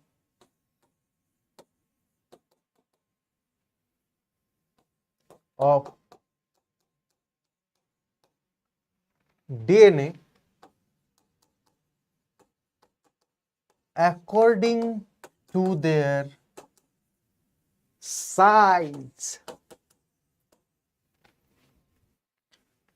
Now before pasting this space of DNA, once you are done with the function of restriction enzyme, so in that medium you have random pieces of DNA. Now what you have to do, you have to separate out the gene of interest from this random piece of DNA. So how to separate the gene of interest from other large pieces of DNA? By the process of special process of separation, and we call it gel electrophoresis.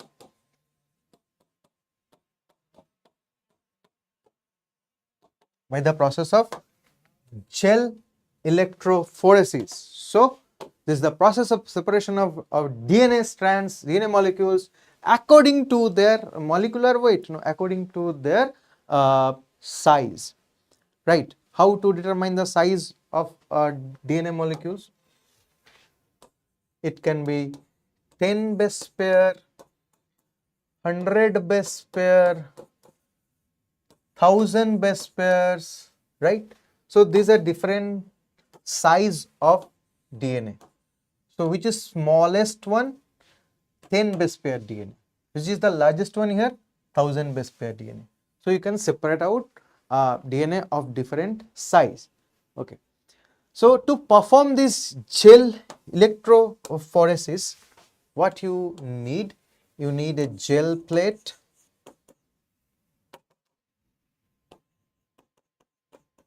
You need to make a gel plate. Now from where this gel we are getting, the gel, the source of this gel is basically, we call it agarose gel, which is obtained from seaweeds, specifically red algae, Gracilaria, Gelidium, right? So from red algae we need to extract agarose gel. So the agarose gel is used to form the gel plate. Okay. Now what you have to do?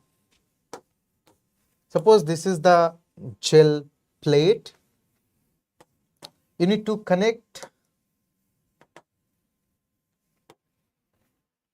a machine.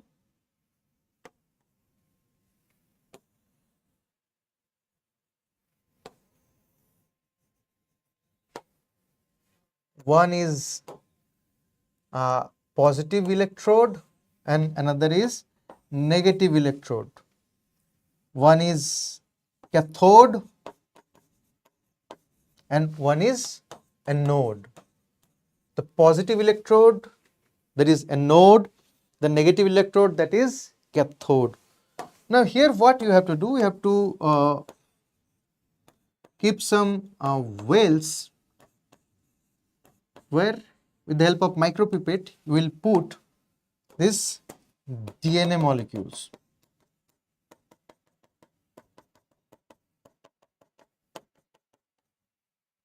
Right? Now switch on the circuit. Now as because DNA molecules, when you talk about DNA, that is negatively charged, DNA molecules are negatively charged, right?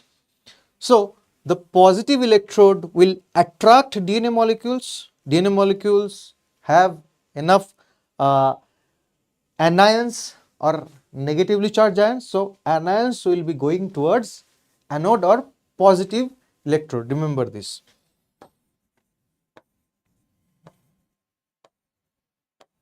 So how they are moving from negative electrode to anode? When you are talking about this agarose gel, there will be uh, different tunnels of different size present inside the agarose gel. So they will act as sieve. So this sieving property, of agarose gel will promote movement of smaller DNA molecules faster and will inhibit movement of larger DNA molecules. So large DNA molecules will move slowly, small DNA molecules will move fastly.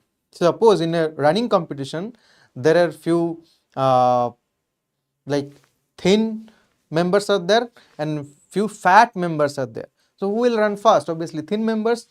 Similarly, the smaller DNA molecule, they will move really fast,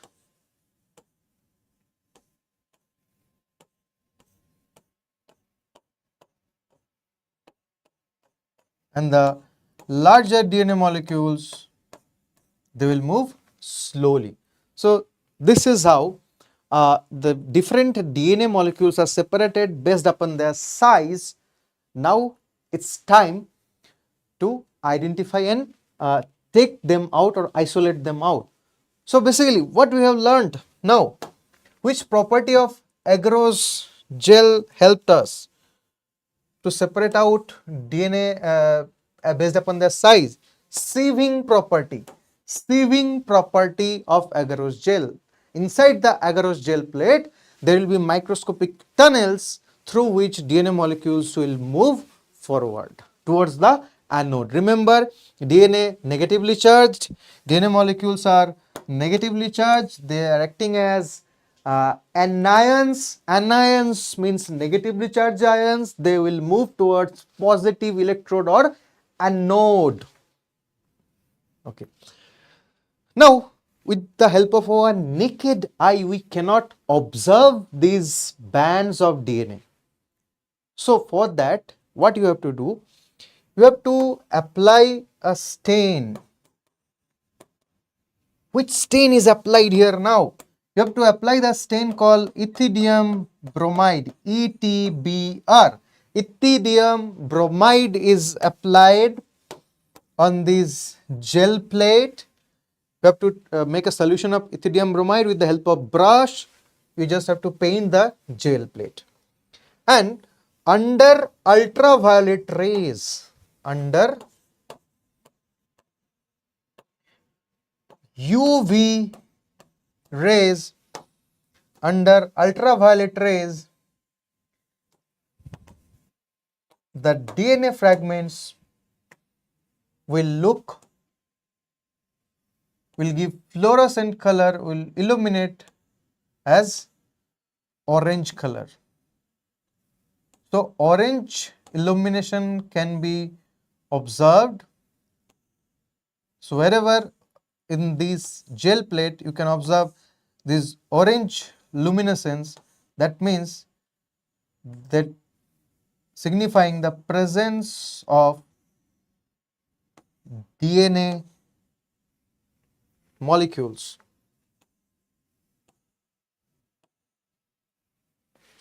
Okay.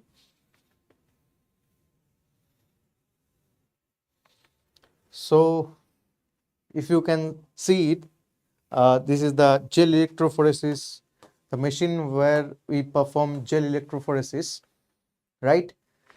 This is the site where you will find a well. You have to load the DNA molecules.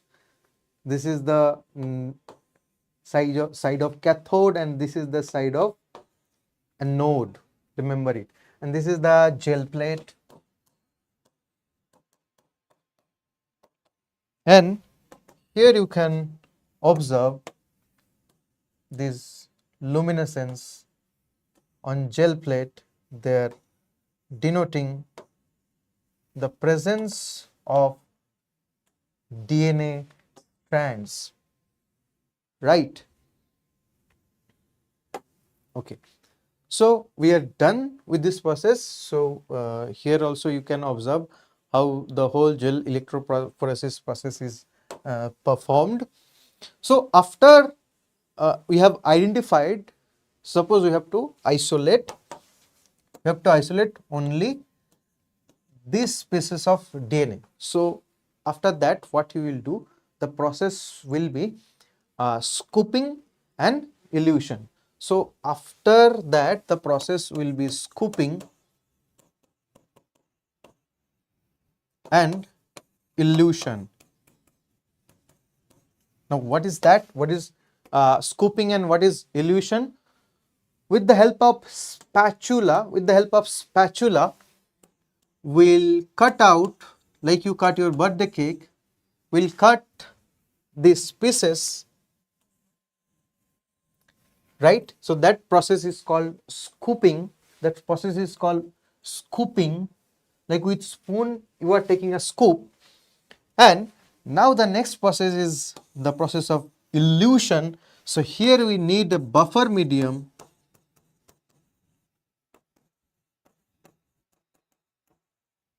Now what this elution is doing, elution is the process by utilizing a elution buffer, we will purify, or we will take out the DNA strand, we will separate them out from the agarose gel.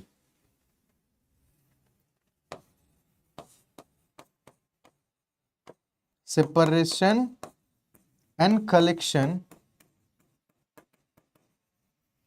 of DNA strands. So that is the process of elution. Okay. Now a question can be asked that, sir, for the purpose of staining, why we use ethidium bromide? Why not other stain? Because under ultraviolet rays, basically the ethidium bromide molecules, they will get trapped inside the DNA molecule and they will absorb the wavelengths of light and radiate the orange color. So that can be easily visible. So for the visibility, of DNA, we use ethidium bromide because DNA strand cannot be visible with the help of our naked eyes. Remember, with your naked eye, you cannot observe the small DNA strands inside the agarose gel plate.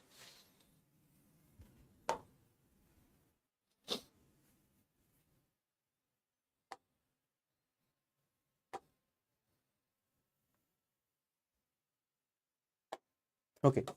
Now we are done with restriction endonuclease, we are done with ligase, we are done with gel electrophoresis. Now we'll jump into one of the most important topic of this chapter, that is cloning vectors. So let's talk about cloning vector.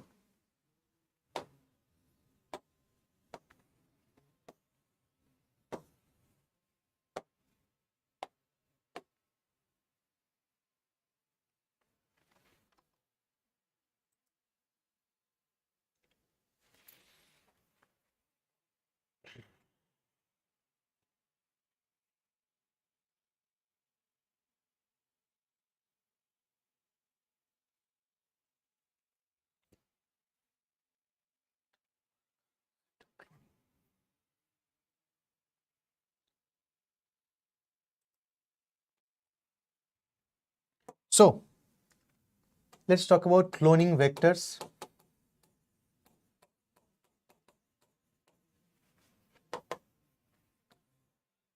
So cloning vectors, they act as taxi or vehicle to deliver the gene of interest inside the host organism. That is called cloning vectors. Yes. Now, we'll talk about different types of cloning vectors. There will be cloning vectors for bacteria. If you want to transform a bacteria, then what kind of cloning vectors you should use? You want to transfer a plant cells, what kind of cloning vectors you should use? And there are certain other methods where we will not be utilizing vectors to transform recombinant DNA inside our host organism or a host cell. Okay. So, for bacteria, the cloning vectors are used. They are mainly plasmids,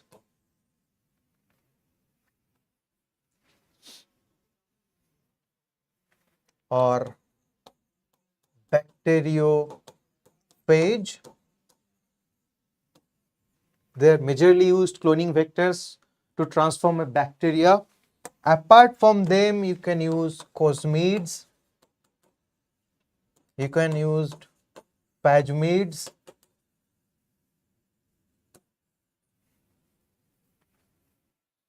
you can use bacterial artificial chromosomes.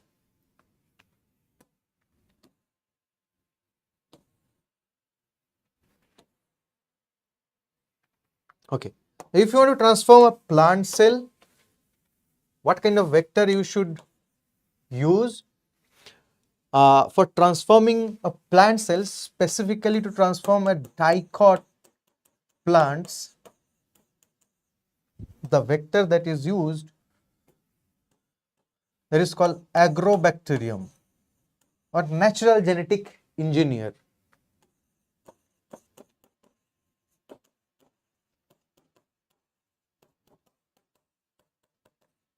Agrobacterium tumefaciens.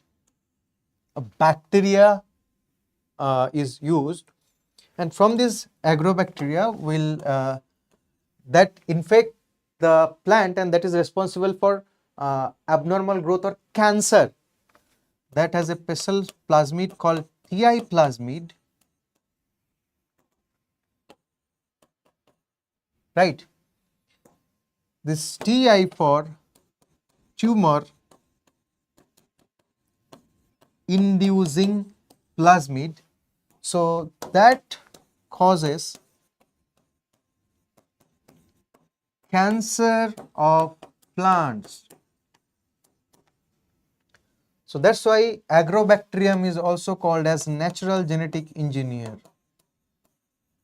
and they can deliver the this special DNA present in TI plasmid. TI plasmid has a special DNA called tDNA inside the plant cell, right? So that's why we call it natural genetic engineer.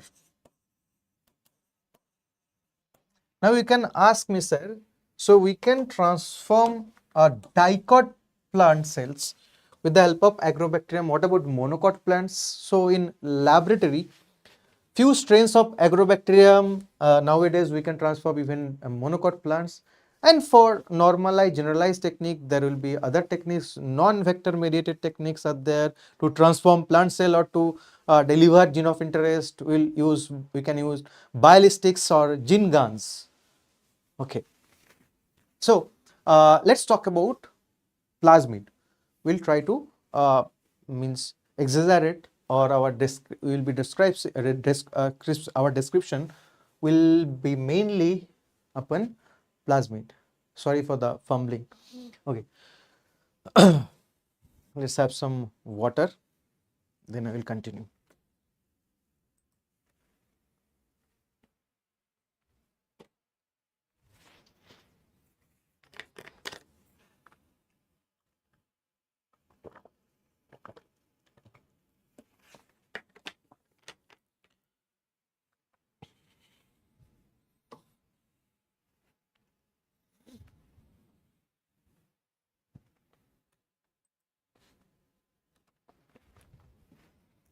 Okay.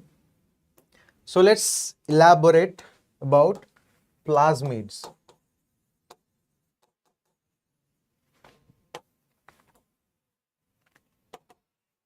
So if we check a bacterial cell,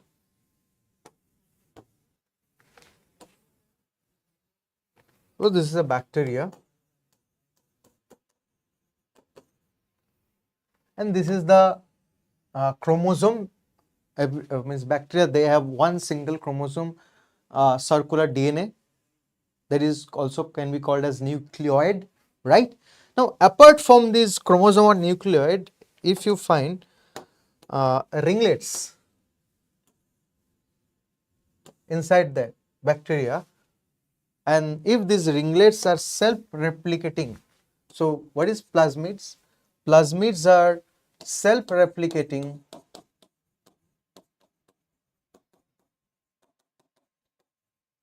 extra chromosomal, they are not part of the main chromosome,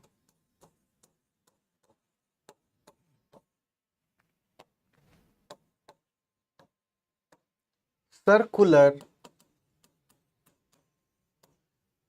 double stranded DNA ringlets.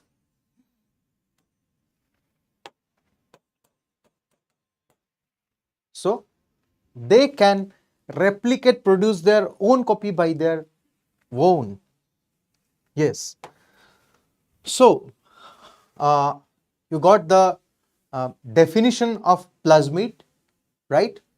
Now the bacteria, during the time of conjugation, they can pass these plasmids to another bacteria. Okay, what we call the sexual reproduction in bacteria. Actually, the process is called conjugation. But here we will be utilizing this plasmid as our gene taxi. Okay. So there are different types of plasmids are there. High copy number plasmid and low copy number plasmids.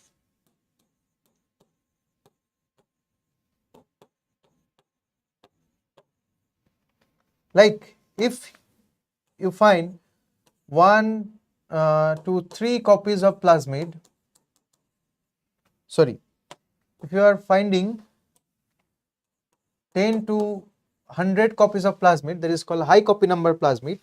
If you are finding 1 to 3 copies of plasmid, then we call them low copy number plasmid, right?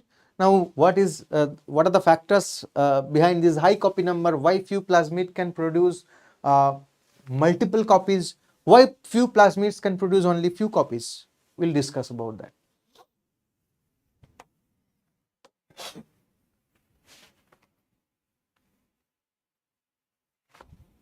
Okay.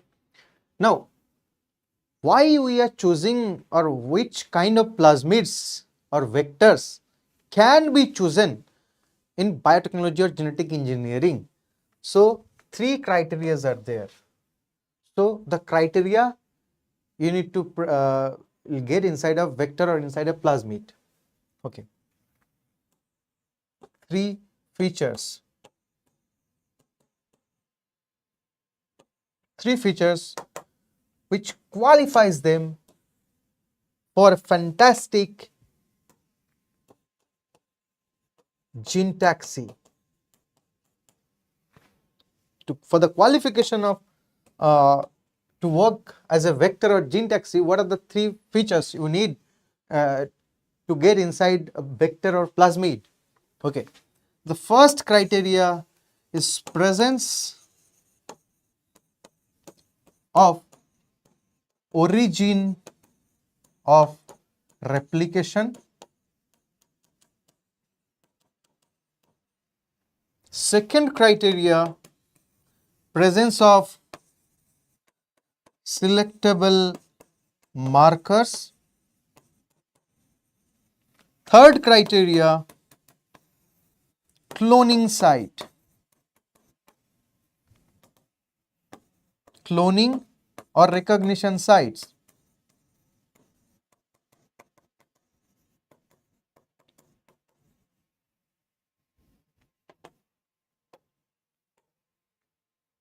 Origin, presence of selectable marker, presence of cloning site or recognition site. Now, what are the importance of origins of replication, also called as ori site?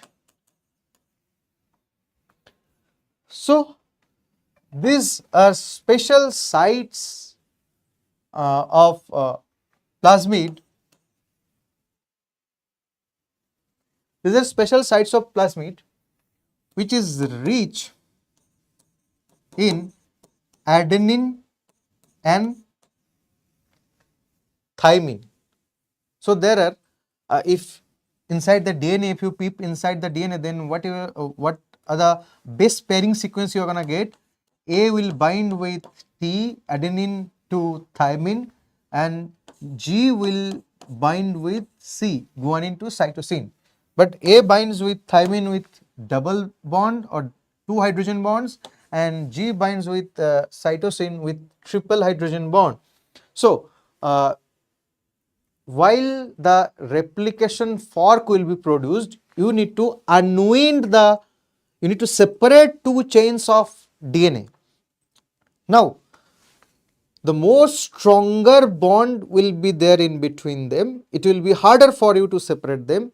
But if the bond is quite lighter, you can easily break the bonds. So it will be an easier task for you, so that you can separate out two different DNA strands. So origin of replication is the site where replication bubble or replication fork is produced by separating the two antiparallel DNA strand.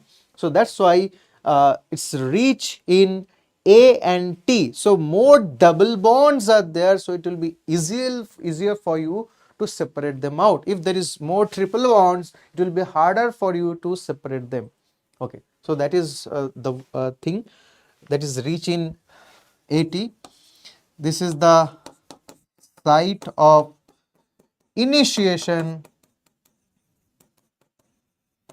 of DNA replication.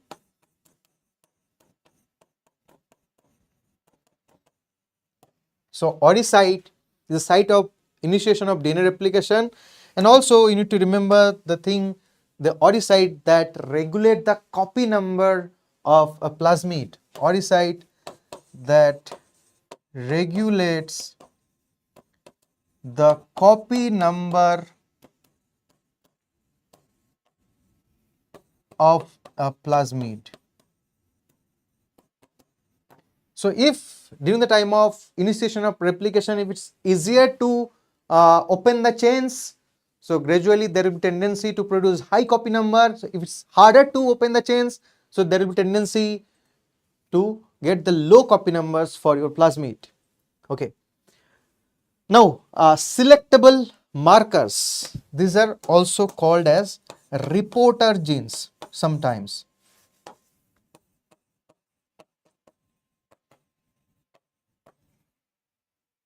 So basically, the presence of these selectable markers, they will report us, they will give us signal, they will help us to identify or confirm either the cell is transformed or not.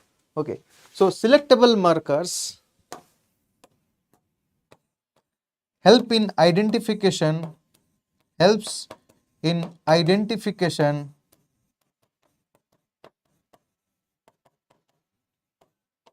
of transformants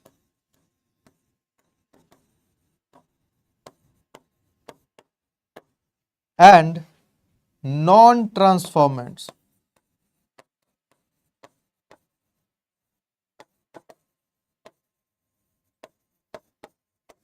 We can differentiate by observing the presence of these reporter genes or marker genes, either the colony of bacteria are transformed or not.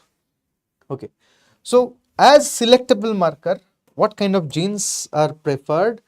As selectable marker, you can prefer the antibiotic resistant genes like ampicillin resistant gene as AMPER, tetracycline resistant genes as TETR.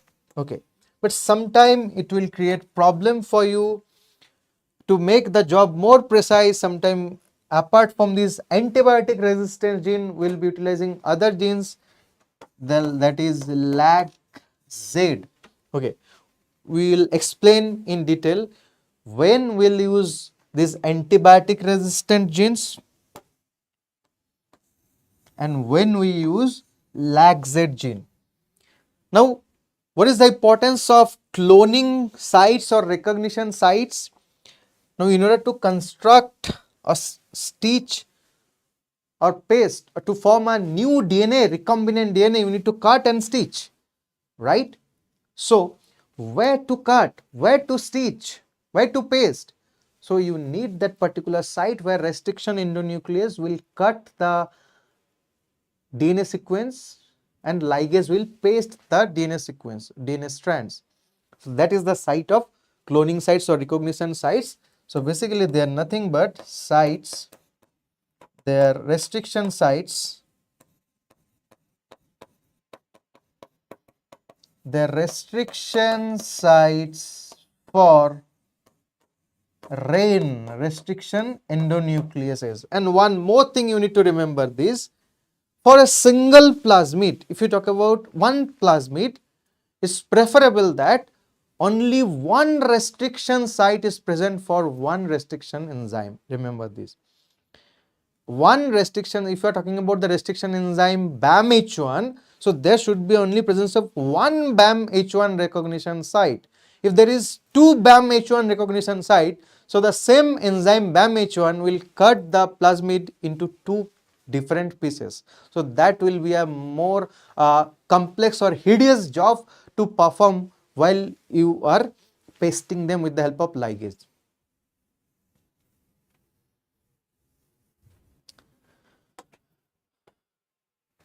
Okay, so let's talk about the first artificial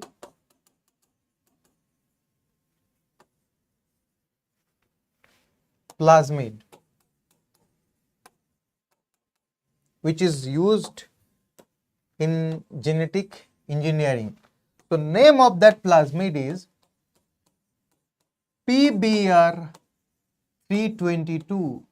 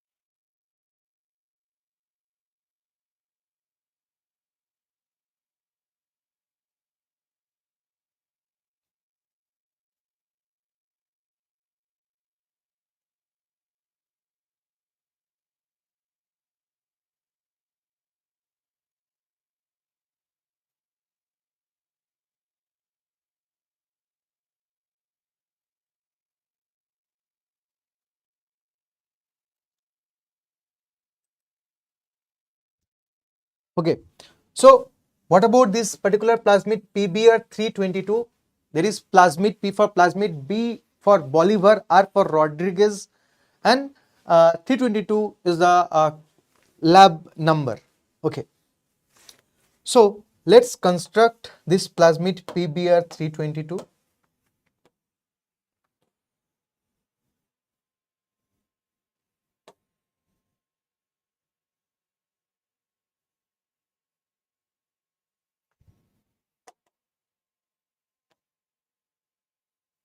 So this plasmid has two selectable marker site, that is two antibiotic resistant gene is present into this.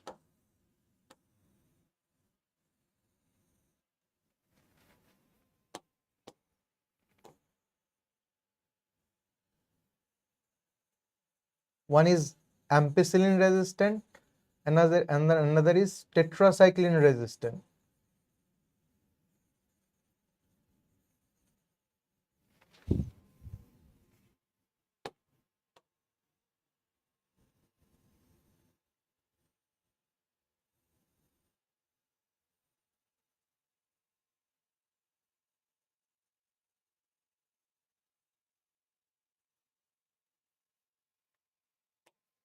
And apart from these two sites, they have two different sites. One is ori site or origin of replication site,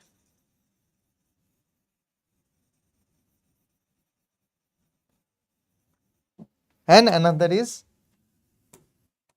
ROP site or repressor of polymer site. Yes, repressor of polymerase, ROP site. Yes. So this is our PBr322 plasmid.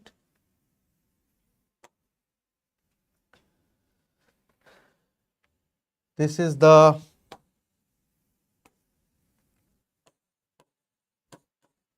ampicillin resistant gene.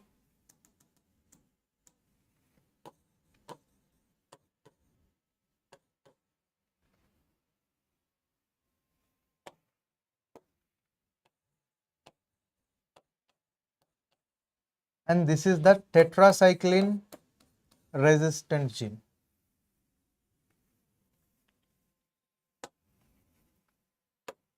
Okay. Now I'll talk about the presence of marker. Okay. And one more thing, this is the ori site and this is the repressor of polymer site.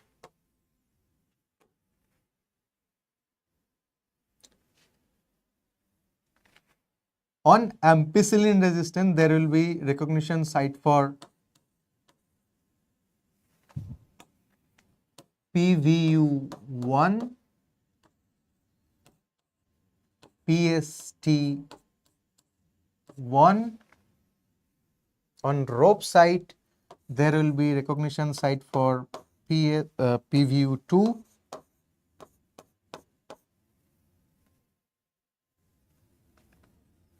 On tetracycline resistant gene, there will be two recognition site for two different restriction endonuclease, SAL1 and BAMH1, and in between this stator and amper,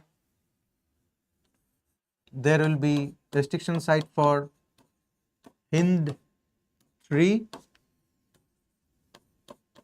CLA1 and EcoR1.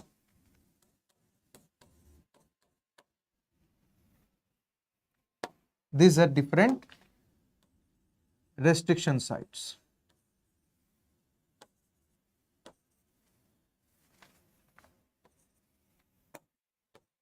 So let's sum up that the structure of PBr322. It has a ori site or origin of replication. It has one ROP gene that is called repressor of polymerase. So basically, both these genes, they regulate the copy number.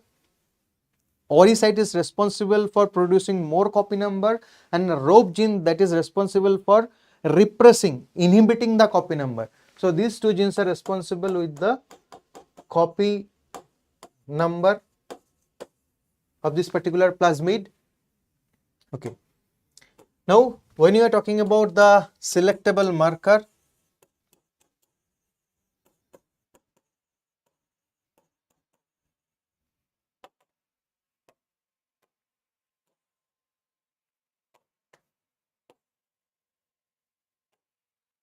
so it has two selectable markers.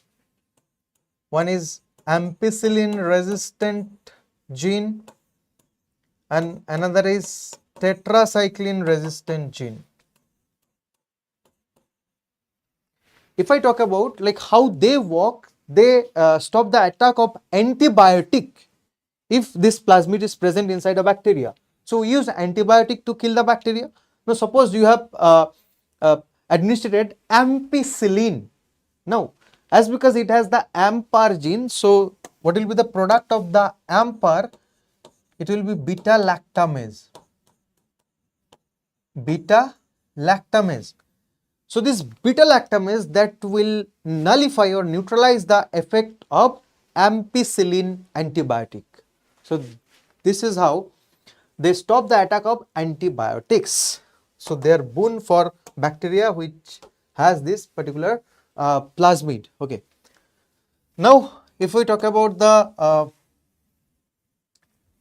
cloning sites or recognition sites to produce cuts. So from ampicillin resistant you will get PVU1, PST1, then on rope you got PVU2, on TET-R you got SAL1, BAMH1, and after that you will get Hind2, Hind3, CLAV1 and ECO-R1. So these are different sites for different restriction endonuclease. PVU2, this is the name of restriction endonuclease, it can produce cut on ROP gene. If you are using BAMH1, that will produce cut in tetracycline resistant gene. If you are using CLAV1, that will produce cut in between tetracycline and ampicillin resistant gene, right? If you are producing PST1, that will produce cut on ampicillin resistant gene.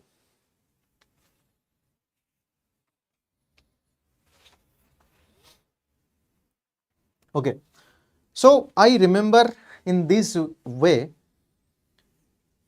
pav bhaji, PVU1, you are eating something, PVU, pav bhaji, PST, pasta. So pav bhaji, pasta, pav bhaji. So you have eaten two pav bhaji. PVU1, first pav bhaji, PST1, pasta, PVU2, second pav bhaji. Salad BAMH1 बना के, पाव भाजी pasta पाव भाजी सलाद बना के Hindi class में economics, Hind 3, CLAV 1, ECO R1. So it's like that. Again, this is a mnemonic for to memorize the cloning sites on PBR 322. पाव भाजी pasta पाव भाजी सलाद बना के हिंदी क्लास में economics. Is it okay? Great. So now how to utilize these plasmid of Bolivar and Rodriguez to transform E. coli bacteria? Let's study that. Okay.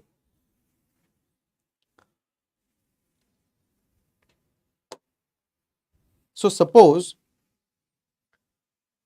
you have inserted a gene of your gene of interest within the BAMH1 site. So what will happen? That will cut the BAMH1 site. The BAMH1 enzyme, first you have to cut the BAMH1 using restriction endonuclease BAMH1, you have to cut, produce a cut here. Now once you are inserting the gene of interest into this BAMH1 site, the functionality of this TET-R gene has gone because you have disturbed already. So it cannot produce the mRNA and protein. So it cannot stop the attack of tetracycline antibiotics. So it is no more tetracycline resistant. Now if you are forming a recombinant DNA by putting a cut here into the BAMH1 site, right? Now if you are forming a recombinant DNA by putting a cut on PST1 site on AMPAR, then again what will happen? It has the tetracycline resistant gene, but the AMPAR has gone. You already cut the AMPAR, though functionality will not be exhibited. it is no more resistance against the ampicillin enzyme, right? So let's perform one experiment that we call insertional inactivation.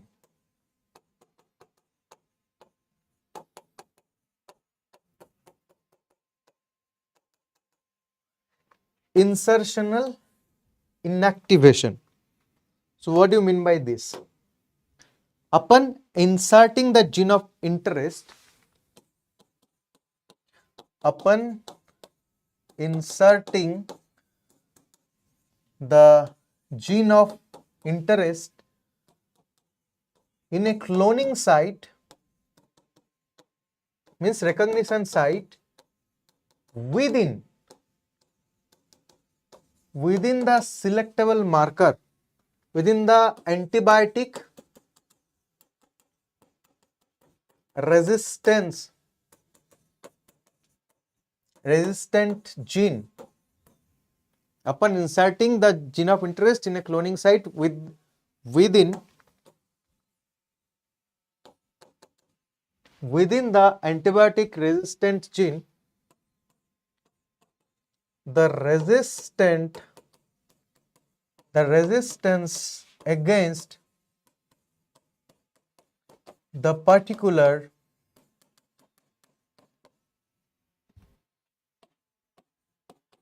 antibiotic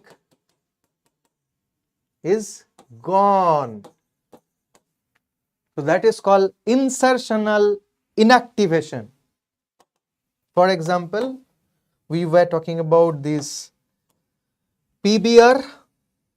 So suppose it has two site, one ampere and another is state R.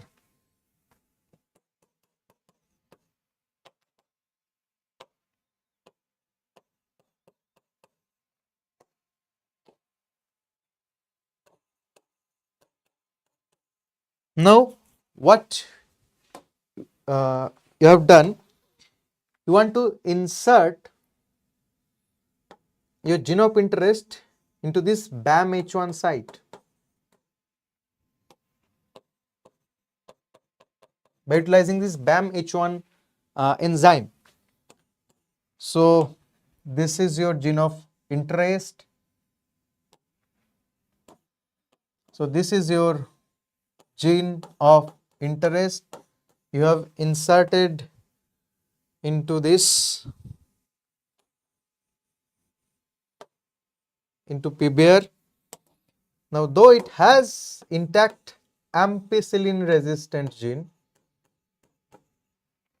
but the tetracycline resistant already got splitted, so it will not show effect of tetar because you have your GOI, gene of interest, here. So the tetracycline resistance is gone.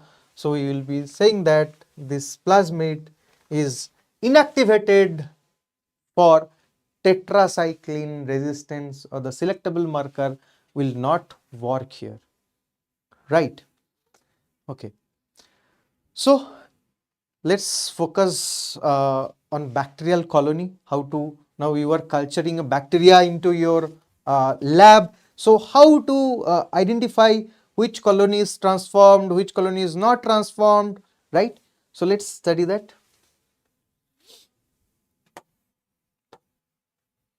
Suppose after performing everything, this plasmid, you are gonna insert into E. coli bacteria, right? So for that, all the processes you will perform, you will be making E. coli competent. Now after that, the E. coli are formed. These are different E. coli bacteria, the E. coli colony.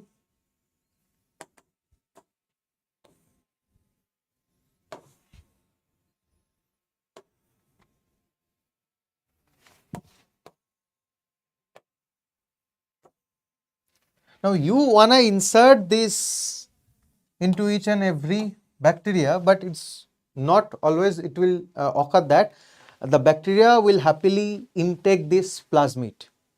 Okay, at some time that is also one of the possibilities there. After performing this rDNA technology, maybe your plasmid is reluctant to intake the gene of interest, so it will remain as it is. So it will remain non-recombinant, right? So there are two types of plasmid. One plasmid which has taken the gene of interest, we call that recombinant, and the plasmid which has not taken the gene of interest, we will find the intact AMPR and TETR gene, because the gene is not inserted, that is called non-recombinant plasmid. So we are trying with thousands of plasmids into your lab, but not all the plasmids will take the gene of interest, and after that, while you are trying to transform the E. coli bacteria, not all the bacteria will take the plasmids. So there are three possibilities. One possibility is non-transformant.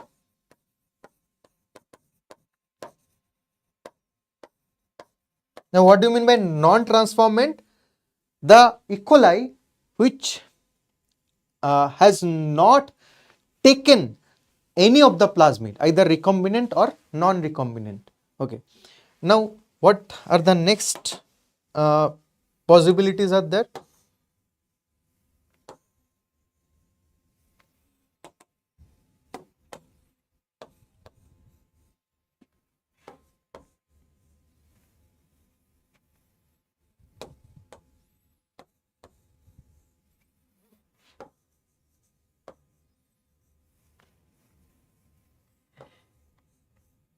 Next possibility is there that few E. coli bacteria, they have taken the plasmid, but they have taken the non-recombinant plasmid. So what we will call them? Non-recombinant transformants.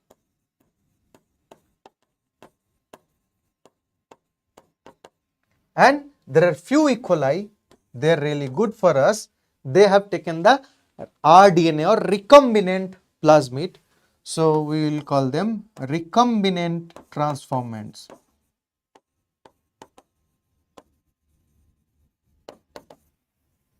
Right?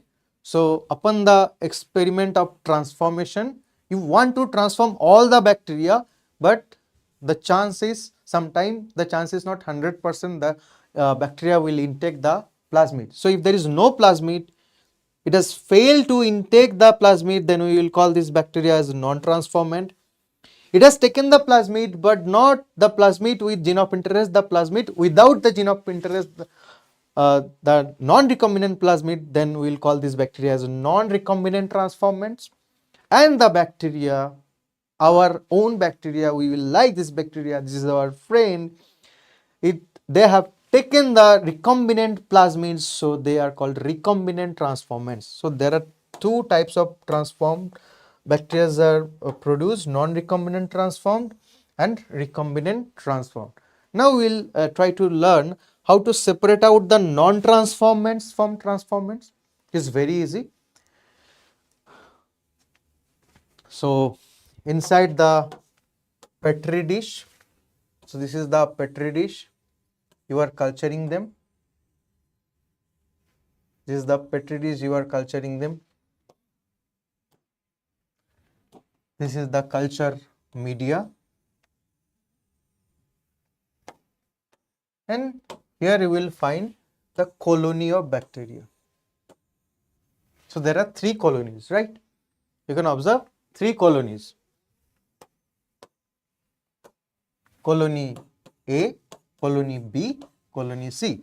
Now, from watching outside, by observing outside, you cannot identify which one is transformed and which one is not transformed, right?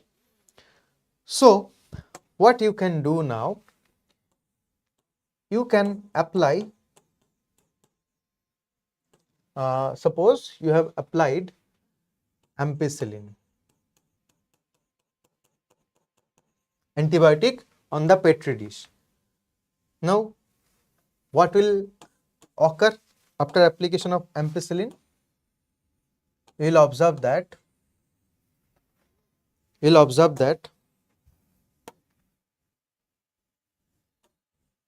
colony of B and C, they are alive, but colony A has eliminated. So the death of colony A means they are the colony of non-transformed bacteria. So here you can infer that A, they are non-transformed. That's why they have died while you have applied ampicillin. Upon administration of ampicillin, they will die because B and C, suppose they are non-recombinant transformant and recombinant transformant. They both have the plasmid, and both the plasmid, they have ampicillin resistant gene. So upon application of ampicillin, no one, either is non-recombinant or recombinant, they will die. Okay. Now you have to separate out the recombinants from the non-recombinants. So B and C, they both are transformed. They have the PBr322 plasmid, but you are not sure which one has the recombinant PBr322 and which one has the non-recombinant PBr322. So what you will do now? The next thing you have to do, you have to administrate tetracycline. You have to administrate tetracycline antibiotic. Now, after that, what you will observing inside the petri dish, suppose only colony B has survived, C has also gone. Tetracycline has killed colony C. So what will be your concluding statement? So colony B, these are the recombinant, these are the non-recombinant transformants. As because this non-recombinant transformant, they got the intact PBr or non-recombinant PBr322 or non-recombinant plasmid. But colony C, they are of recombinant transformant because due to the insertional inactivation, the tetracycline gene has vanished.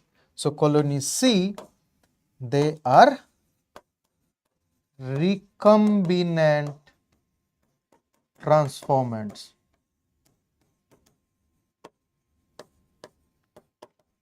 But again, if you think, you need to isolate the recombinant transformants, right?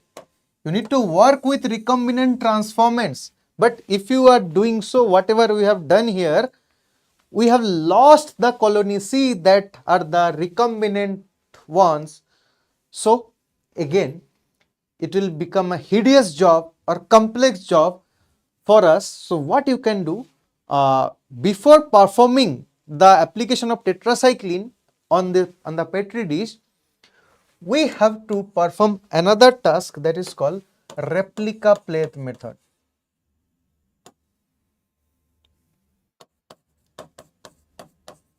We have to perform a replica plate method. With the help of another petri dish, we have to separate out the impression of colony B and colony C. like impression of colony B and colony C.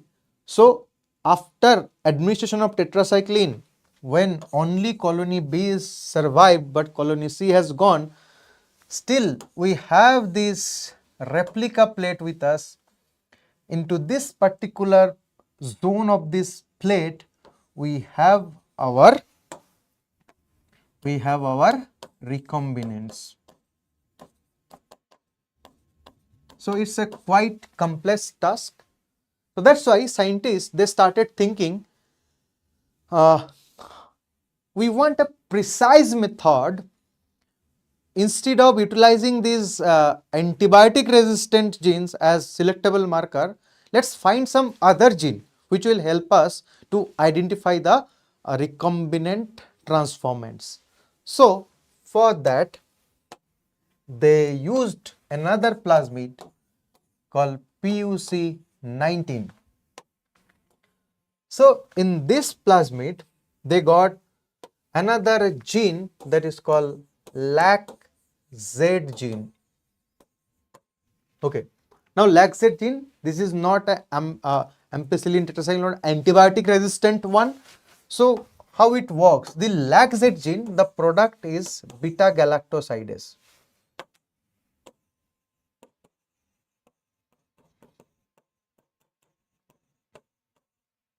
Now, beta galactosidase, what is the utility of this beta galactosidase? How we can identify that if one bacteria has this LAC-Z gene or not inside it? So, beta galactoside, when artificially you will supply into the culture media, you will supply the substrate called X-gal. We call it chromogenic substrate.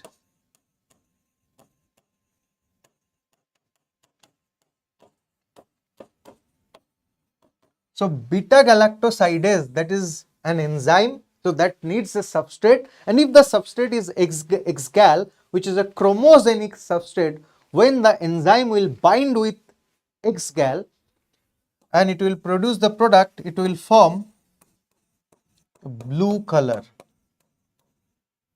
a blue colored colony. So if you are culturing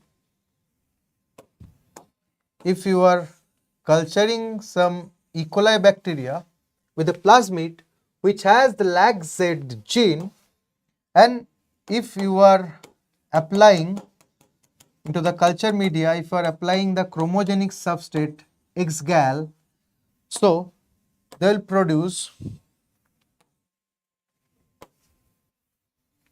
blue colored colony.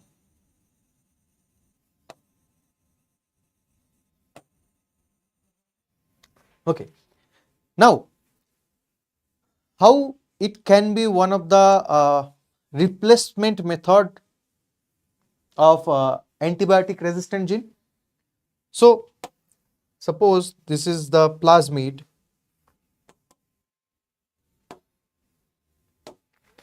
Suppose this is the plasmid.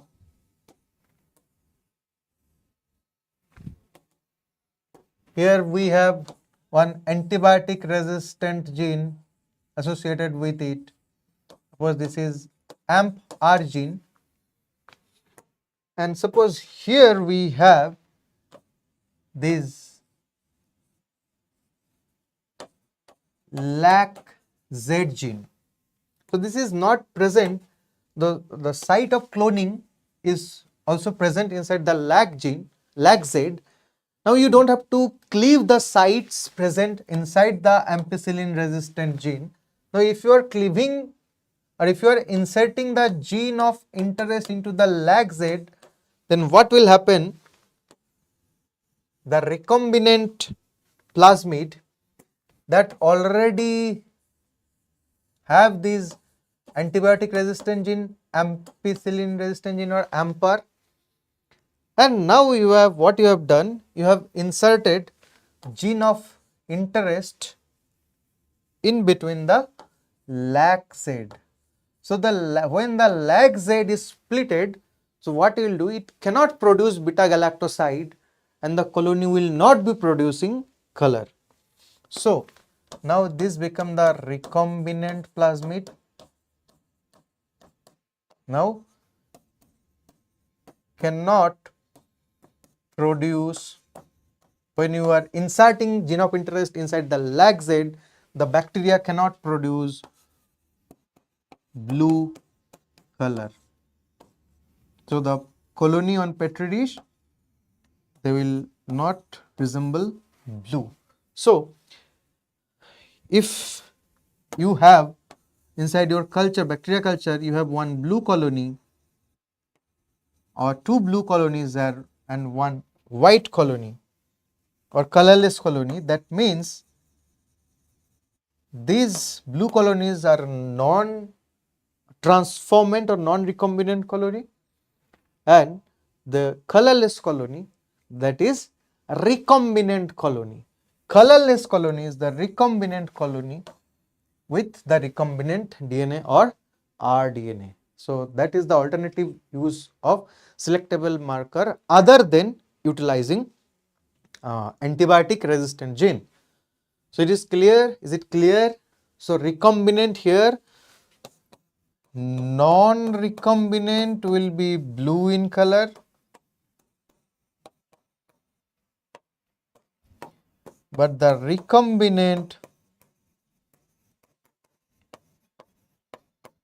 will be colorless. Remember this. Generally student will do mistake. They thought that blue color colony means recombinant colony and colorless colony means non-recombinant colony, but it's opposite. Recombinant colony means lag Z is splitted by the process of insertional inactivation. Okay, so we are done with vector. Okay, now let's talk about some other vectors. We were talking about the Agrobacterium tumefaciens. Already I think we have spoken with the help of that plasmid called TI plasmid. We can insert gene of interest into dicotyledonous plants, right? You just have to produce a genetically engineered TI plasmid. Within the tDNA, there was a DNA piece inside that TI plasmid called tDNA. So what you have to do here, this tumor causing DNA, you have to insertionally inactivate it. You have to put the gene of interest within the tDNA so that the TI plasmid now will become harmless or disarmed. Now this harmless TI plasmid can be inserted into any dicot plant cell. Okay, now one thing you need to remember, this TI plasmid that act as episome. Now what do you mean by episome? That can directly transfer. We are not talking about prokaryote here. This triplasmid are vehicle for eukaryote cell, plant cell. So what they will do, they will directly transfer the gene of interest into the plant chromosome. That is called episome.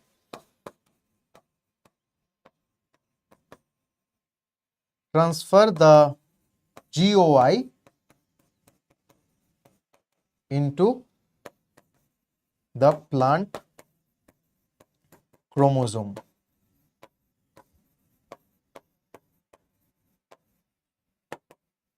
So this special property of special plasmid.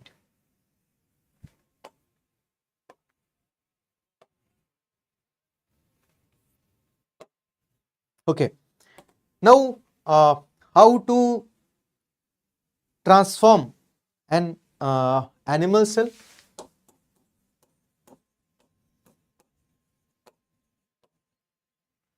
Or vector for animal cell?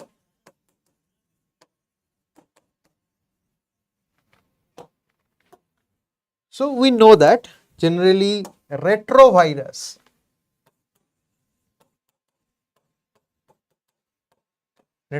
means they're basically RNA virus.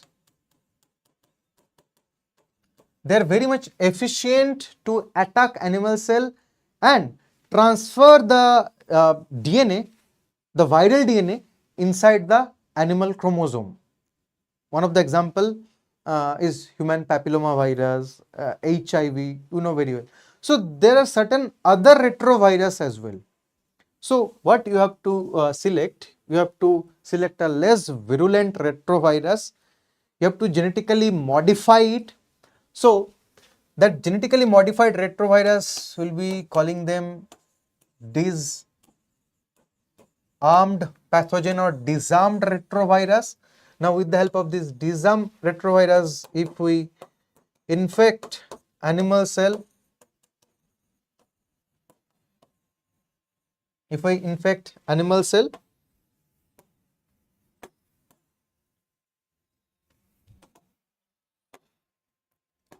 this is the retrovirus.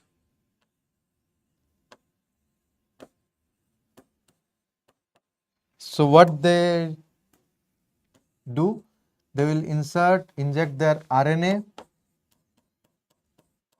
and this RNA will be converted by the process of reverse transcription into viral DNA. That's why we call them retrovirus, from RNA to DNA conversion. And now this DNA is directly incorporated with host chromosome, right? So we'll be utilizing this strategy. So upon infection of animal cell, the gene of interest is transferred into animal cells to make them transformed. So remember, for bacteria, the vectors are used commonly. They are either bacteriophage or plasmid. For dicot plant, Agrobacterium tumefaciens, we got the plasmid from Agrobacterium tumefaciens. The name of the plasmid is TI plasmid. And to transform animal cell, generally we can use disarmed retrovirus, genetically engineered retrovirus. So they will infect, but they will not cause disease. Rather, they will transfer the gene of interest into our genome. Okay.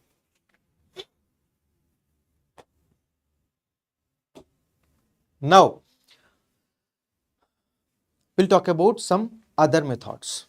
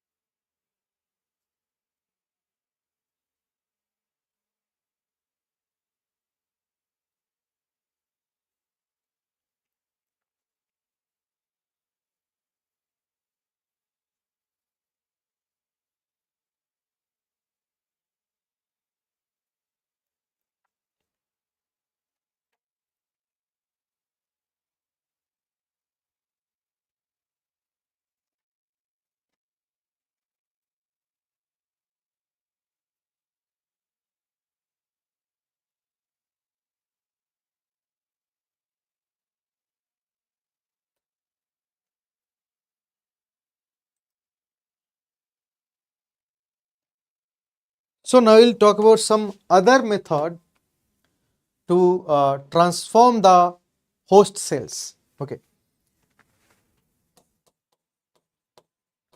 Transforming host cells. So we already know about the method that is majorly used, that is vector mediated transformation, vector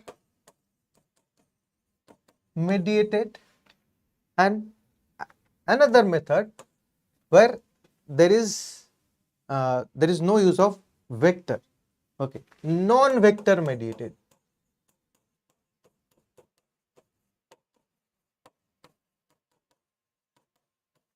Already we are done with vector mediated method. Now let's talk about non-vector mediated methods of transforming cells. Yes.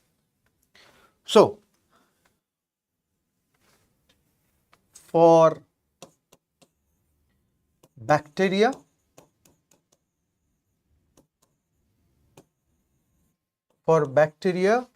the methods are used, that is use of cold calcium chloride with calcium ion along with heat shock. Okay, so that we call the process of making bacterial cells competent.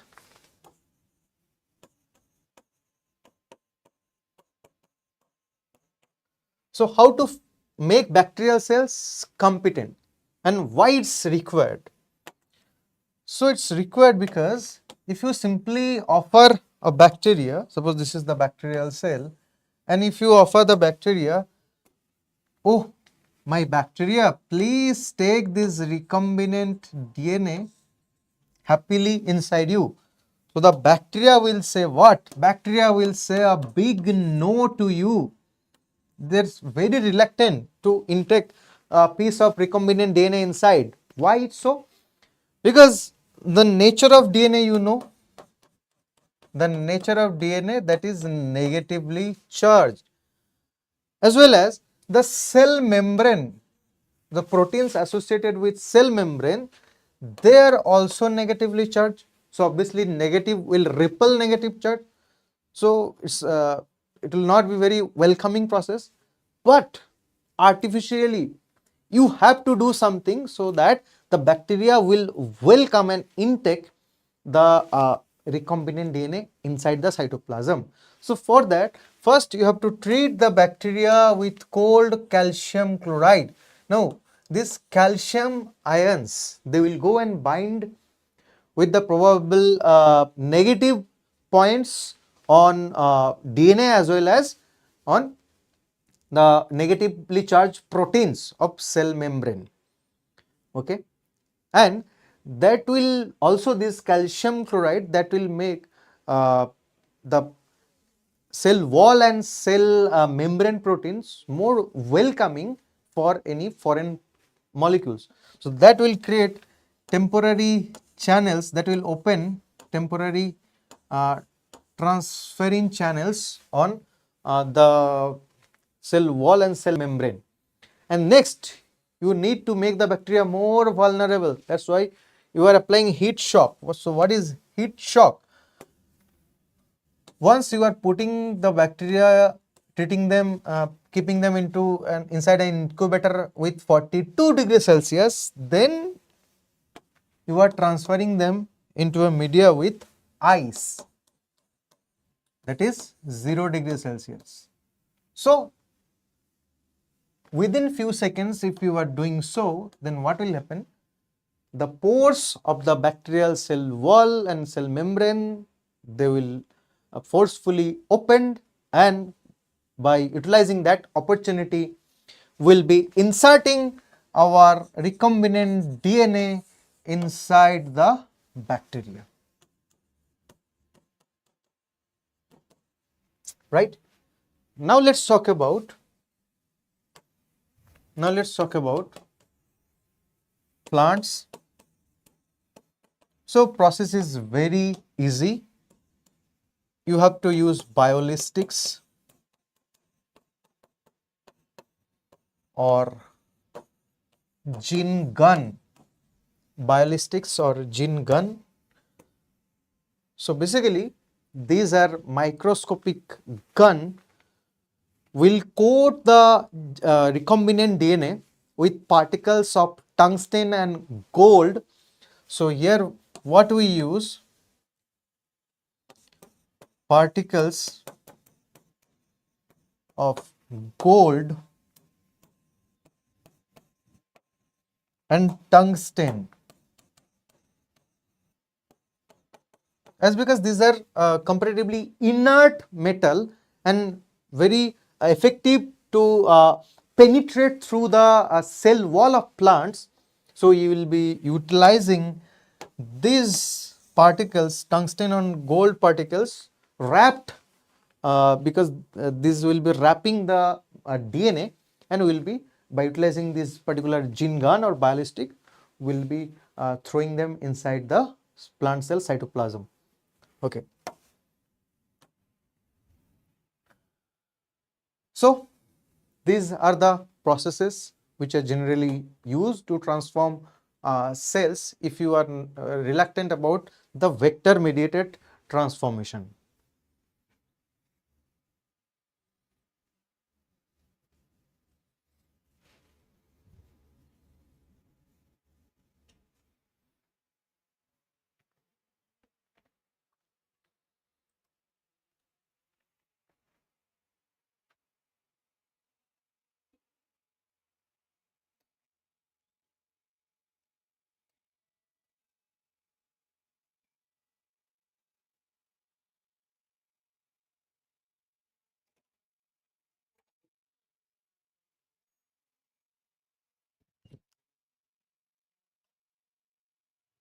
पहुंच गए थे क्या?